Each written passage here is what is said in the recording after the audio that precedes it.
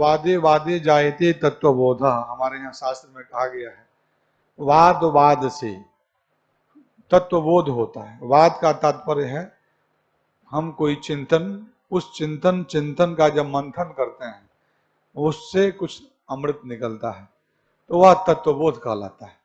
यह हमारी भारतीय चिंतन परंपरा में ये चीजें रही है। हमारे यहाँ देखिए वेद मूल है, और उसके बाद वेदांग, उपवेद और सारे शास्त्र, 64 कला, अष्टादश विद्या, ये सब का जो विकास है उसका मूल जो है वो वेद है। क्योंकि कोई भी ऋषि जो है अपने मन से कोई बात को नहीं कहता है, वह बात अपने रखता है तो वह किसी निशास्त्र का कोई वचन, कोई सूत्र, कोई दृष्टि, आर्ष परंपरा का उदाहरण देते हुए उस बात को उससे जोड़ते हुए उसमें एक नवीन पक्ष को स्थापित करता है। यही हमारी भारतीय वैदिक परंपरा रही है।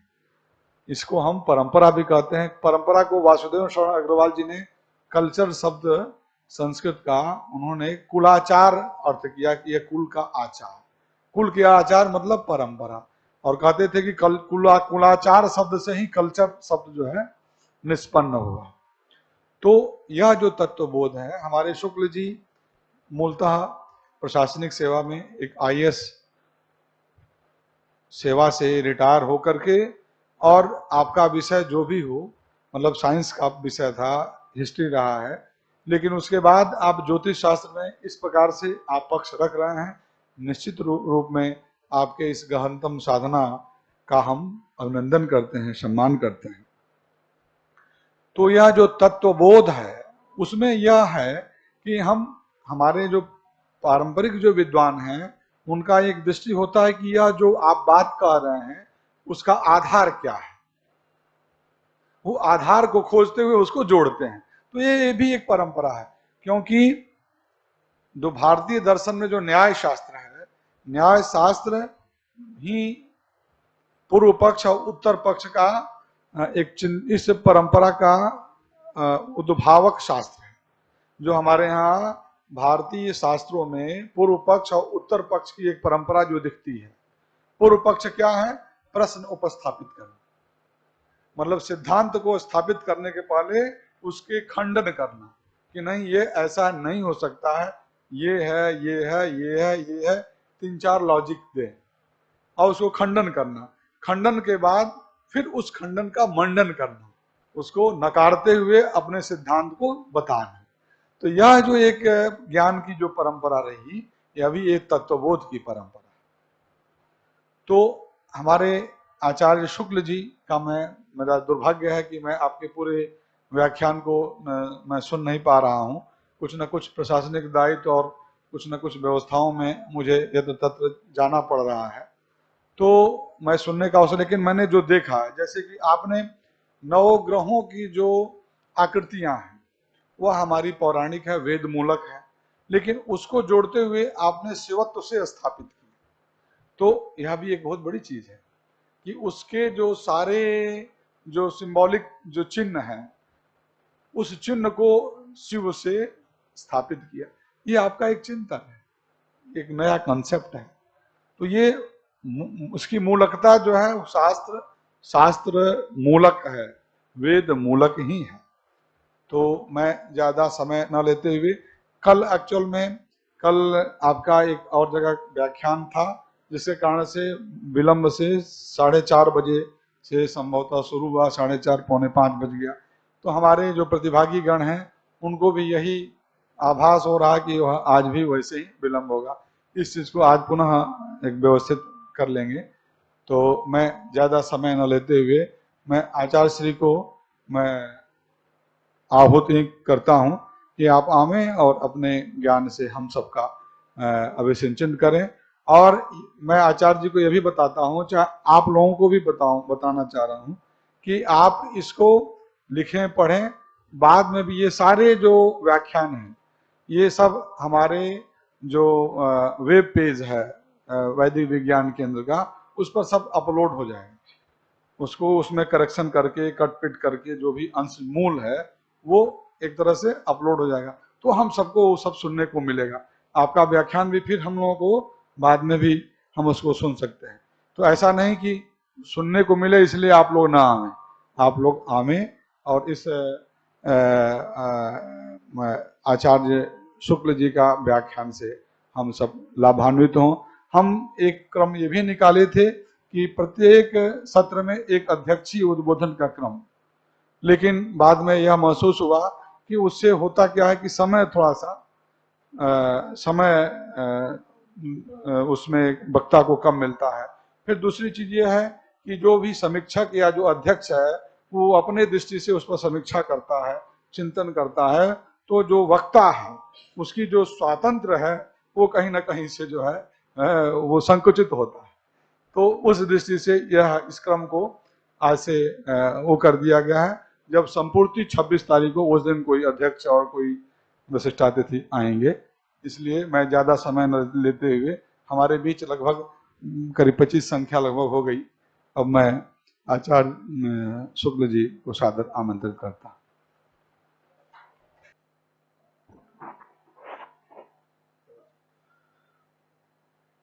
ओम गुरुभ्यो नमः।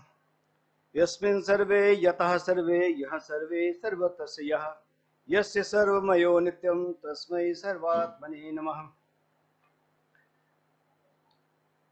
आचार्य त्रिपाठी जी ने बहुत सुंदर बात कही कि वादे वादे जायते तत्वबोधा।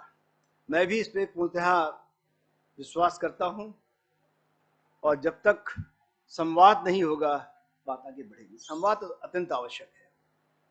और दूसरी बात, जो कि मैं विज्ञान के विद्यार्थी हूँ, ऐसी किसी भी बात को मैं मानने से इनकार कर देता हूँ जिसका रैशनल नहीं हो। अगर किसी बात को आप स्थापित नहीं कर सकते, उसका कारण नहीं बता सकते, मैं इसको कभी स्वीकार नहीं करता हूँ। बात चाहे छोटी सी क्यों न हो, परंतु अगर कोई नियम बताया जा रहा है, उस नियम के पीछे क्या अवधारणा थी, ये नियम कैसे बना, और क्या ये नियम प्रत्येक परिस्थिति में सिद्ध होता है। कि हमारे ऋषियों ने किसी बात पर विश्वास नहीं किया कि इसको ऐसे ही मान लिया जाए। तो मैं पूर्णतः इसके विरोध में हूं कि किसी बात को सिर्फ मैंने कहा इसलिए मान लिया, ना, कतई नहीं। जिस बात को सत्य सिद्ध न किया जा सके उसको कतई मत मानिए, क्यों ऋषियों ने यही परंपरा डाली। यहां तक कि जैसे कि आप जानते हैं सभी यहाँ पे संस्कृत के और वेद पाठी हैं, दो प्रकार की समाधियां होती हैं, संप्रज्ञात और असंप्रज्ञात। जब असंप्रज्ञात समाधि में ऋषि ध्यान में गए तो ते ध्यान योगा अपश्य, क्या हुआ, उस ध्यान योग में जाने के बाद और जो उन्होंने देखा और असंप्रज्ञात समाधि देखा, उसको बाहर निकाल के बोलना शुरू किया, वो श्रुति बनी। लेकिन उस श्रुति के पीछे भी क्या लॉजिक है, कैसे बना, उन्होंने एक्सप्लेन किया है। ऐसी कोई चीज नहीं। पहले दिन में कहा था अगर मंगल के बाद में राहु की दशा आती है तो उसमें 3 कारण दिया आपको, एक नहीं। मैं कभी नहीं मानता हूं कि मान लीजिए, और आज जब थोड़ी संख्या बढ़ जाएगी तो बताऊंगा कि मंगल की चौथी दृष्टि है तो क्यों है। ज्योतिष की किसी पुस्तक में नहीं लिखा हुआ है, परंतु मेरा कहना है कि अगर कोई चीज है कहीं पर तो उसका नियम पता होना चाहिए, वो है तो क्यों है, कैसे बात आई सामने वो। तो इसलिए मैं प्रत्येक प्रश्न का स्वागत करता हूं, और अगर अवसर दिया है और कोई चर्चा के लिए, प्रत्येक चर्चा का भी स्वागत करता हूं। कि अब तक विज्ञान का विद्यार्थी होने के कारण मैंने जो भी अब तक कहा है उसके पीछे जो तथ्य हैं और जो मैंने स्वयं सिद्ध करके देखा है, और मुझे सौभाग्य मिला है कि 2 देश के बड़े मनीषियों, अंग्रेजी में डॉक्टर बी वी रमन और हिंदी के पंडित हरदेव शास्त्री त्रिवेदी, दोनों के चरणों बैठ करके ज्योतिष सीखने अवसर मिला है। और तीसरे कांची के परमाचार्य और उसके बाद में स्वामी जयंत सरस्वती महाराज, इनके माध्यम से भी ज्योतिष के आध्यात्मिक पहलू हैं उनको समझने का मौका मिला है। इसलिए जो भी मैं कह रहा हूं उसका संतुष्ट हूं और आपको संतुष्ट करके जाऊंगा अगर कोई प्रश्न आता है। और मैं पुनः कहता हूं, मेरी किसी बात इसलिए मत मानी, मैंने कह दिया है, जब तक आप संतुष्ट हो प्रश्न कीजिए। कल भी मैंने कहा था कि आपने अकाल का प्रश्न किया, इसको कल बताऊंगा और डिटेल में बताऊंगा। मैंने नहीं कहा इसको नहीं बताऊंगा, मैंने स्पष्ट कहा था बताऊंगा, डिटेल बताऊंगा, अच्छे से बताऊंगा। कल एक प्रश्न और आया था वर्तनी के बारे में, आशीष लगा देना कि इसकी वर्तनी अशुद्ध है। अब गीता प्रश्न में क्या लिखा गया श्लोक देख लीजिए आप, जो हमने कल दिखाया था, और आप सभी संस्कृत सभी विद्यार्थी यहाँ पर हैं, लेकिन प्रश्न उठाया गलत है। लेकिन मैंने जाकर के पुनः देखा गीता में इसकी प्रश्न उठाई, फिर एक वैयाकरण उनसे बात की रात को कि मुझे भी कैसे इतनी बड़ी अशुद्धि हो गई। अब आप लोग गीता प्रश्न देख लीजिए, इसी श्लोक के ऊपर यहाँ प्रश्न उठाया गया था, ये वर्तनी अशुद्ध है। कल मैंने कुछ नहीं कहा, आज आप स्वयं देख लीजिए कि मैं प्रत्येक उस चीज पर विश्वास करता हूं जिसको आप सिद्ध कर सकें। अब अगर गीता प्रश्न गलत है, उसको चैलेंज करना चाहे बतलक है, इसके लिए भी एक वैयाकरण है देश के प्रख्यात, मैंने उनको भेजा रात को और उनका उत्तर भी आ गया, वही देख लीजिए आप। तो इसलिए प्रत्येक चीज पर ठोक बजा के देख लीजिए, तब विश्वास करिए, सिर्फ मेरे कहने बच जाइए। आज को भी लगा दो उनका भी, जो विद्या तो है इसी के लिए कि चर्चा की जाए, परिपक्व किया जाए, इसको आगे बढ़ाया जाए। लेकिन जब बात आई है तो आपको भरोसा नहीं कि आगे भी कौन सही कहूंगा ना। अगर कुछ लोग मन में ये विश्वास आ जाए कुछ गलत बोल रहे हैं, क्योंकि मैं मूलतः संस्कृत विद्यार्थी नहीं हूं, ये तो मुझे जो आभास हुआ नौकरी करने के बाद बहुत दिनों कि मुझे नहीं आता कुछ कमी है, तो उसके बाद से मैंने अपने आप से संस्कृत, हिंदी, जो साइंस विद्या, हिंदी भी नहीं पढ़ी थी मैंने, इंग्लिश, उर्दू और पर्शियन, ये 5 विषय पढ़े मैंने अपने। और जब पांचों पढ़ के इनकी मैंने एक कंपैरेटिव स्टडी की, फिर देखा आज जरूरत पड़ने पर कोई यहाँ पे इस्लामिक स्कॉलर आ जाए, मैं कुरान पे से बात कर सकता हूँ, कुरान के क्या मूल तत्वों को बता सकता हूँ, कहाँ पे क्या मतभेद है बता सकता हूँ, और कहाँ से आपने गीता से एजिटिव वो बता सकता हूँ। अगर कोई क्रिश्चियन आता है तो उसे बाइबल चर्चा करने तैयार हूँ मैं, कि स्वाध्याय किया हुआ है। रट्टा मार के एग्जामिनेशन पास करना एक अलग चीज होती है, आदमी पढ़ा पास हो गया काम खत्म। मेरे मन में एक व्याकुलता थी, उस व्याकुलता को पूर्ण करने के लिए पढ़ा। जैसे एक इस्लामिक स्कॉलर मिले, से बात हो रही थी, तो हमने कहा आप तो हमारी गीता को ही परिपुष्ट कर रहे हैं। उन्होंने कैसे? हमने, आपके यहाँ कोई मर जाता है क्या कहते हैं? इन्ना लिल्लाहि व इन्ना इलैहि राजिऊन बोलते हैं। कहा साहब बोलते, हमने कि क्या हुआ? अब गीता के श्लोक उठाइए, जाता से ध्रुव मृत्यु ध्रुवम जन्मर्तस्य, इसका ट्रांसलेशन है अरेबिक में, वर्ड बाय ट्रांसलेशन दिखाया उनको, उन्होंने माना बिल्कुल सही कह रहे हैं आप। बस हमने कहा पाठ क्या है, यहाँ पे आता है कि आप, उन्होंने कहा मौत सबको आनी है, इन्ना लिल्लाहि व इन्ना इलैहि, और हर एक लौट अल्लाह पास जाना है। उसके आगे क्या होगा वो ट्रांसलेशन मिला नहीं इनको, वो वहीं रुक गए। हमने बोले कि ये कहाँ सिद्ध हुआ कि इसके पुनर्जन्म नहीं होगा। और फिर उन्हीं के एक स्कॉलर थे, उनके फादर टाइम लेकर के हमने 2 बात कही उनसे, और आप से सुनिए आपको अच्छा लगेगा। मैंने इस जन्म में आपको 2 ऐसे पेशेंट को लुक आफ्टर करना पड़ा फॉर मंथ्स टुगेदर, जिनको पैरालिसिस हो गई थी। उन्होंने कहा बिल्कुल ठीक बात है। मेरे घर परिवार, मेरे ससुर पैरालाइज थे, 1 साल मेरे घर पे रहे, बेड पे रहे मेरे, और मेरे चाचा पैरालाइज थे, मेरे घर पे, मैं ही सेवा करता रहा उनकी। IPS अफसर थे वो, मुस्लिम स्कॉलर थे, कुरान पढ़ी हुई थी। तुमने ये आपके पिछले जन्म से आ रहा है। तो कह मेरी मजबूरी है, मैं ओपनली नहीं कह पाऊंगा, लेकिन आज मैं मानता हूं कि आपकी बात सही है। तो जब आप स्वतः अपने आप से स्टडी करते हैं, और मैं चाहता हूं कि वो सूत्र आपको बता के जाऊं, और ये सूत्र भी भगवत गीता समझा है कि वो कौन सा ग्रह है जो आपके पिछले जन्म से जोड़ रहा है। एक बार जब उस ग्रह को जान जाते हैं तो उसकी क्या आकांक्षाएं हैं, क्या अपेक्षाएं हैं, क्या तृष्णाएं हैं जो अभुक्त रह गई हैं, उनको भोगने में, ऋणानुबंधन बंधन को पूरा करने में आपको सहायता मिलती है। जीवन सहज भाव से चल पड़ता है। अब हटा दिया इसको आशीष, बहुत हो गया दिखा दिया, पॉइंट हो गया, कितना खींचोगे उसको। तो कल बात चली थी मृत्यु वाली, वो सज्जन आए हो क्या जिन्होंने प्रश्न किया था आपने? हाँ, तो यही शुरू करते हैं फिर। और किसी कोई प्रश्न पहले बता दीजिए, पहले वहां प्रश्न क्लियर कर लूं, आगे बढ़ूं फिर। और कोई प्रश्न बता दीजिए, एनी अदर क्वेश्चन? एक इनका था मृत्यु के बारे में, और इसके अलावा कोई, मैं मानता हूं उसके अलावा जो कुछ चर्चा हुई है आप संतुष्ट हैं, और कोई प्रश्न नहीं है? ओके। तो सबसे पहला आदमी पुरुषार्थ क्या करता है और अंतिम पुरुषार्थ क्या होता है, और उसके पहले जानना आवश्यक है कि जीवन में भूत, भविष्य, वर्तमान है क्या। तो वाटर इज अवर पास्ट, ध्यान दिएगा, जल हमारा भूत है, वायु और पृथ्वी ये वर्तमान, और अग्नि जो है ये भविष्य है।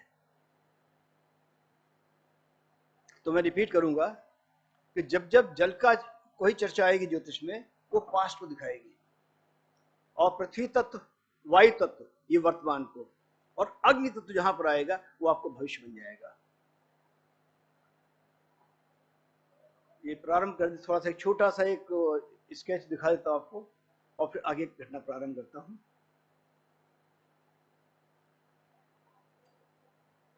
और ये घटना वही प्रारंभ होती है जहां से मैंने आपको पिछली बार दिखाया था।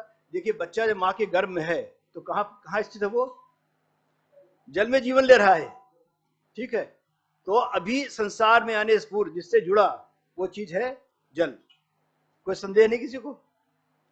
और बच्चा जब माँ के गर्भ में है तो एक्चुअल उसका अस्तित्व तो वहीं से प्रारंभ हो गया। अब अगला प्रश्न आता है, जिनका प्रश्न था कि भाई क्या जैसे मृत्यु हो गई, अकाल मृत्यु हो गई, या उसी प्रकार से अकाल जन्म भी हो जाएगा कि नहीं होगा? तो आदमी का अस्तित्व पहले ही प्रकाश में आ चुका है, और हमने दिखाया था अल्ट्रासाउंड के माध्यम से आपको कि बच्चा रिएक्ट कर रहा है, अपने पिछले जन्म को याद करके कभी आनंदित हो रहा है, कभी दुखी हो रहा है। तो उसका अस्तित्व ऑलरेडी संसार में आ चुका है। अब कितना उसका ऋणान बंधन है इस समय का, उतना भोगना होगा उसने। अगर पैदा होते ही डेथ होनी लिखी हुई है तो उतना ही भोग करके चला जाएगा। और अगर, हाँ अब सही आया बच्चा।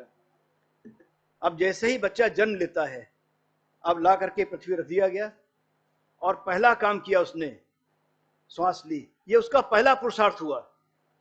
जीवन का पहला पुरुषार्थ है पहली श्वास लेना। और जैसे ही श्वास ली उसने एक उद्घोषणा की, मैं संसार में आ गया हूं। अब चाहे जैसे लाया गया हो, एक उद्घोषणा हो गई कि मैं संसार में आ गया हूं, राइट। वहां से इसका जीवन अस्तित्व में आ गया और जीवन प्रारंभ हो गया। कुछ थोड़ा समय व्यतीत करने के बाद इस पृथ्वी पर और वायु के माध्यम से, और जल तो पहले चला रहा उसके साथ में, अल्टीमेटली जब आदमी शरीर छोड़ता है तब क्या होता है? हम लोग भस्मीभूत कर देते हैं। और अगर आपने भस्मीभूत नहीं भी किया, आपने इसको जमीन में दबा दिया, तब भी अग्नि की गर्मी से वो समाप्त होगा। अल्टीमेटली वो फायर के माध्यम से, चाहे वो अग्नि दिख रही है या वो अग्नि जो आपको दिख नहीं रही है, आइदर वे उसके माध्यम शरीर समाप्त होगा, जिसका पंच तत्वों से बना हुआ पंच तत्वों में मिलेगा। और इस पंच तत्व से मुझे एक और बात याद आ गई, जो एक गलती अक्सर आजकल की ज्योतिषी करते हैं और करवाते हैं। अगर आप इसको कोई कर रहा हो, प्लीज करेक्ट इट। आप यहाँ पे 5 उंगलियां, ये 5 तत्वों की प्रतीक हैं, 5 तत्वों की, 5 ग्रहों की नहीं है। कि अगर ग्रहों से तात्पर्य रहा होता ईश्वर का, तो हाथ में 7 उंगलियां होती है, 9 होती, या तो 9 ग्रह की 9 उंगलियां होती, या कम 7 होती, राहु के छोड़ दीजिए, लेकिन उंगलियां केवल 5 है। और उनमें में सबसे बड़ी उंगली क्या है? आकाश। और फिर क्या? आकाशात वायु, वायु और अग्नि, अग्निरापः अदभ्या पृथ्वी। तो केवल 5 तत्वों की 5 उंगलियां हैं। तो जो लोग इस तर्जनी में पुखराज पहनते हैं वो बड़ा ही अच्छा में अपराध कर रहे हैं, वेद पाठी होने नाते। क्योंकि प्रत्येक पूजा में कहते हैं ये उंगली लगनी नहीं चाहिए, आहुति में इसको बाहर रखिए, माला इससे टच नहीं होनी चाहिए, नाम ही तर्जनी है, त्यागने के लिए है। तो जो उंगली त्यागने के लिए है, उस उंगली में आप ग्रहण करने के लिए पुखराज पहना रहे हैं। तो ये मॉडर्न साइंस अगेन यहाँ पे कंफ्लिक्ट आ गया। पुनः बता दूं, अगर ये उंगली मानते हैं किसी के प्रतीक, तो ये वायु को तो हो सकती है, लेकिन किसी प्रकार से भी जुपिटर का कोई संबंध नहीं, क्योंकि वायु है, ड्रेन पाइप है, इसीलिए इसको तर्जनी कहा गया है। यानी शरीर की निगेटिव ऊर्जा को बाहर निकालने के लिए सिर्फ निगेटिविटी यहाँ पर है। इसीलिए प्रत्येक कहते माला इसमें टच नहीं होनी चाहिए। आहुति देते हैं तो कोई योग्य पुरोहित बैठा हो कहेगा आहुति टच नहीं हो, ऐसे करके डालिएगा। जो अच्छा ब्राह्मण भोजन कर रहा हो कोई देखिएगा, वो भोजन लेगा अंदर, इससे उंगली बाहर रहेगी। अहम वैश्वानरो भूत्वा, आहुति दे रहा अपने अंदर उस अन्न की, ये उंगली तर्जनी बाहर जा रही है। तर्जनी बिल्कुल ही टच नहीं होनी चाहिए, लेकिन अनफॉर्चुनेटली आजकल इसी तर्जनी में लोगों ने पुखराज बनाना शुरू कर दिया है। ऋषियों का बड़ा क्लियर डायरेक्शन था, ये मध्यमा है, ये तर्जनी है, अंगुष्ठ है, कनिष्ठा है, और ये अनामिका है, कोई नाम नहीं। क्यों नाम नहीं है? इसमें सभी तत्व समाये हुए हैं। जैसे केवल आकाश है, आकाश से वायु निकला, वायु तो है ही है, कुछ पार्ट आकाश का भी इसके अंदर है। दो चीजें आ गई। इसमें अग्नि है, तो अग्नि है प्लस आकाश और वायु। इसके अंदर क्या जल आया, तो जल है प्लस अग्नि, वायु और आकाश, और अल्टीमेटली पृथ्वी, मूलतः पृथ्वी, बाकी इसके अंदर सभी समाये हुए हैं।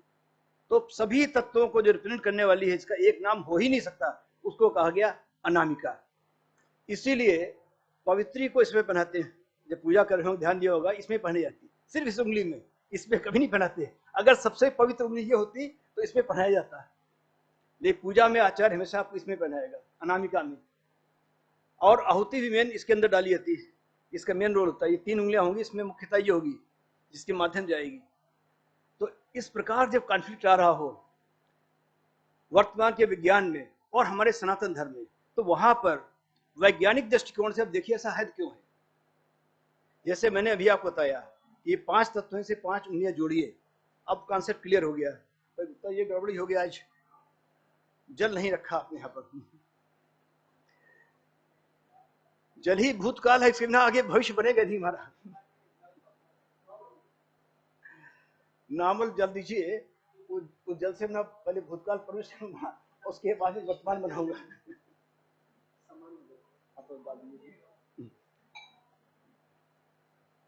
अब ये जो शरीर भस्मीभूत हो रहा है और जब मनुष्य मरने लगता है, अंतिम पुरुषार्थ करता है, वो अंतिम पुरुषार्थ होता है आखिरी श्वास छोड़ने का।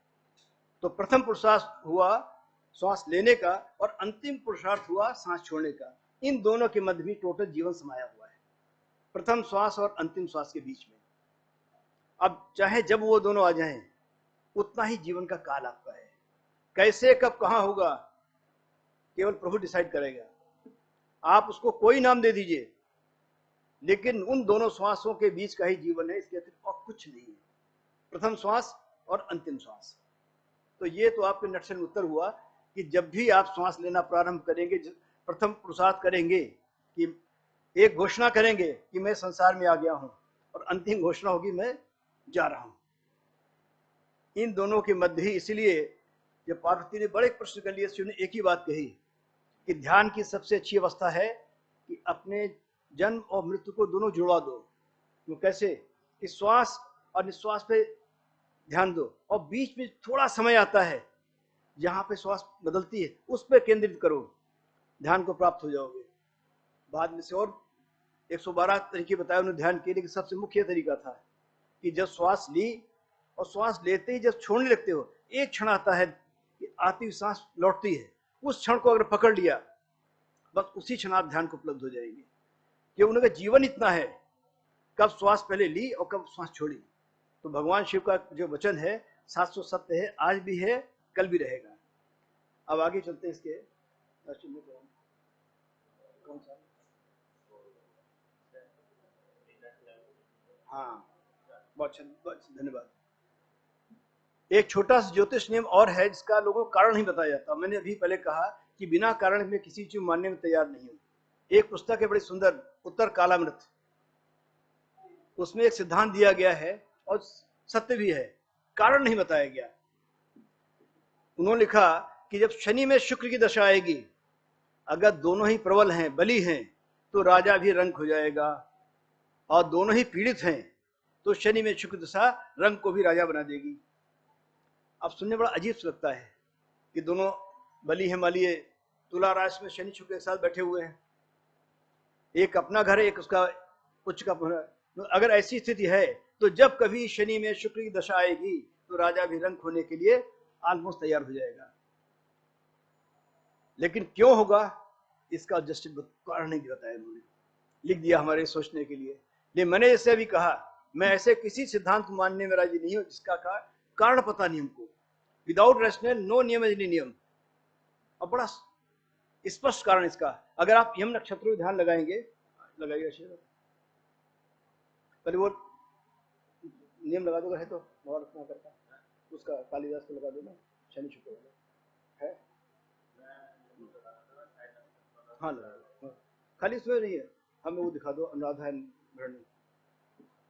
दो ही दिखा दो। अब यह ध्यान से यम नक्षत्र में देखिएगा, ऑफिस की ब्यूटी देखिए, क्या बात कहने की कोशिश की गई है और इसका कारण क्या है। जैसा आप देखेंगे वृश्चिक राशि में अनुराधा आएगा, और भरणी जिसका स्वामी शुक्र है वो आता है आपका मेष राशि में। ठीक है, ये आ गया तैतरी ब्राह्मण का सूत्र है, आप सबको मालूम है, कई बार चर्चा इसकी कर चुका हूं पिछले 2 दिनों में। तो यम नक्षत्र जहां से प्रारंभ हो रहे हैं, एंट्री जहां से हमारी है अव्यक्त के संसार में, उसका स्वामी है शनि, और जहां से एग्जिट हो रहा है अव्यक्त से दोबारा व्यक्त में आने को तैयार हो रहे हैं, वो है शुक्र। अब जब शनि में शुक्र इकट्ठा कर दिया आपने, तो क्या हुआ, एंट्री और एग्जिट दोनों को मिला के एक कर दिया, तो क्या होगा, भगदड़ मच जाएगी। अभी आप कई बार टीवी देख रहे हैं, कई जगह वैसा हुआ है, अभी वृंदावन में एक ही गेट था आने और जाने का, भगदड़ हो गई, मृत्यु हो गई कई लोगों की। ऐसे कई अन्य स्थानों में हुआ है जहां पर एक ही गेट से आना और जाना हो रहा है। अभी कल मैं भी गया था वहां देखने के लिए, इसमें किस मंदिर था, आना जाने एग्जिट थी हमारी यहाँ पे भैरव जी में, एक ही रास्ते आ रहे थे जा रहे थे, बड़ा कष्ट हो रहा था। तो जब कभी भी दो एक्सट्रीम्स को मिला के आप एक कर देंगे, समस्या आ जाएगी। जिस द्वार से प्रवेश हो रहा है अगर उसी द्वार से एग्जिट हो जाएगा, दोनों एक ही द्वार बना दिए जाएंगे, तो समस्या आना बिल्कुल ही अत्यंत आवश्यक है। तो जब शनि और शुक्र इकट्ठे हो जाते हैं और दोनों ही बली हैं, यानी कमजोर कोई नहीं, दोनों में से कोई भी रास्ता छोड़ने तैयार नहीं है, दोनों एक साथ बराबर खड़े हुए हैं, तो निश्चित तौर पर ग्रहों की ऊर्जा है टकराएगी, और टकराने में अवश्य गड़बड़ होगा। लेकिन अगर दोनों में एक निर्बल है और एक बली है तो थोड़ी समस्या आएगी, और दोनों ही निर्बल हैं, यानी दोनों ही अलग अलग हैं, फिर कोई समस्या नहीं आएगी। एक मेरे मित्र हैं, पत्रकार थे और थोड़े से रैशनलिस्ट भी थे, उन्होंने कहीं ज्योतिष पढ़ना प्रारंभ किया और गलती सूत्र पढ़ लिया, अब बड़े परेशान हुए। बोले मेरी तो अब ये शनि में शुभ दशा आने वाली है और दोनों मेरे बहुत ही निर्बल हैं, अब तो बिल्कुल बर्बाद हो गया मैं। कि उन्होंने पहले बाकी सूत्र पढ़े थे, उत्तर कालामृत नहीं पढ़ी थी, तो पहले तो नास्तिक से नास्तिक आस्तिक कन्वर्ट हुए, पढ़ना शुरू किया और अपनी कुंडली लगाना शुरू किया। मैंने एक घटना बताई थी कि देवगुरु बृहस्पति ने भी अपनी कन्या की कुंडली खुद नहीं देखी, खुद देखना नहीं चाहिए, लेकिन उन्होंने गलती देख ली और उन्होंने बाकायदा अब तो बिल्कुल कोई तरीका नहीं। मेरी नौकरी गई, तो मैंने कहा नौकरी तो गई, तो उसको चौंक गए, लेकिन आप करोड़पति बनने वाले, पुरानी बात है 90-91 की, तब करोड़पति बड़ी चीज थी, अब तो अरबपति के हैं तो बात वहां लेवल पहुंचेगा। तो उन्हें विश्वास नहीं हुआ, लेकिन जब समय बदला, दशा प्रारंभ हुई, उन नौकरी छोड़ी और हरिद्वार गए हुए, तो वहां कोई फैक्ट्री, आदमी विदेश जा रहा था, उसके बेटा विदेश गया, वो तो इनसे संबंध थे, वो पूरी फैक्ट्री को दे दी ऑलमोस्ट फ्री ऑफ कॉस्ट, और रातों रात खड़ा कर दिया और कहां कहां पहुंच गए। देन ही बिलीव्ड कि ये सूत्र कहां से, मैंने कहा उत्तर कालामृत पढ़ लो, जितना पढ़ा है उसको ही पढ़ो। तो ये सूत्र उत्तर कालामृत का है, बेस्ड ऑन यम नक्षत्र, जिसका कि आपको रैशनल नहीं बताया जाता है कि शनि में शनि दशा क्या होगी। और इसी में दूसरा सूत्र भी है, अगर शनि में शनि की दशा हो, इसको शनि में शुक्र समझो। अद्भुत प्रिंसिपल है। कारण क्या है इसका भी है कि शनि ने एग्जिट है, एग्जिट को रिपीट कर दिया गया, शनि में शनि आ गया है, रिपीट हो गया, अति सर्वत्र वर्जित एक्सट्रीम में चला गया, रिजल्ट किसका होगा, शनि में शुक्र का। तो इसको भी आप लोग आजमा के देखिएगा। तो पहला सूत्र है इसमें, अगर शनि में शुक्र दशा है और दोनों ही बली हैं, उच्च के हैं, सुग्रही हैं, अच्छा संबंध बना रहे आपस में, तो राजा भी रंग होने के करीब पहुंच जाएगा। लेकिन अगर संबंध खराब है, 6-8 है, 2-12 है, दोनों ही पीड़ित हैं, तो रंग भी राजा बनने के लिए करीब पहुंच जाएगा। तो इसको कभी आप आजमा के देख सकते हैं। और दूसरा, शनि में शनि की दशा शनि में शुक्र का फल देगी। अब आपका शनि और शुक्र कैसे बैठे हुए देख लीजिएगा और फल जोड़ लीजिएगा। तो जो शनि की दशा गुजर चुके हो, अपनी शनि में शनि को एग्जामिन करें और देखें उनका शनि कहाँ, शुक्र कहाँ है और फल कैसा रहा, स्वयं आजमा के देख लीजिए। ठीक है। अब दूसरी बात आती है वैज्ञानिकता की, कि ये कैसे माना जाए ज्योतिष एक पूर्ण विज्ञान है। वो कौन से तथ्य हैं जो सिद्ध करते हैं कि ज्योतिष पूर्ण विज्ञान है। तो मैं कुछ पॉइंट्स बताता हूं, आप उसको आजमा के देख लीजिए और आप पाएंगे कि ये इनके माध्यम से, भाई आपके मोबाइल बंद ना कर ले प्लीज, मैंने आज कहना भूल गया, मैं जिन महापुरुष का मोबाइल को धोखा दे रहा हो, मैंने कल बताया, इसको कारण प्रशासनिक विद्या है, उसको कंट्रोल कर लें। और बाकी लोग अपने अपने मोबाइल लगे यहाँ से चेक कर ले भाई, अगर नहीं है तो फिर डाल दें वाइब्रेशन पे। कई बार होता है ध्यान नहीं रहता है, मैं तो जब घुसता हूँ आदत पड़ गई, पहला काम अपना मोबाइल उसको डालता हूँ वाइब्रेशन पे, आसन ग्रहण करने से पहले उसको डालता हूँ वाइब्रेशन पे, और इनको इंस्ट्रक्शन है कि तुम्हारा वजन नहीं चाहिए। तो प्लीज सब लोग देख लें अपना अपना, कोई बुराई नहीं है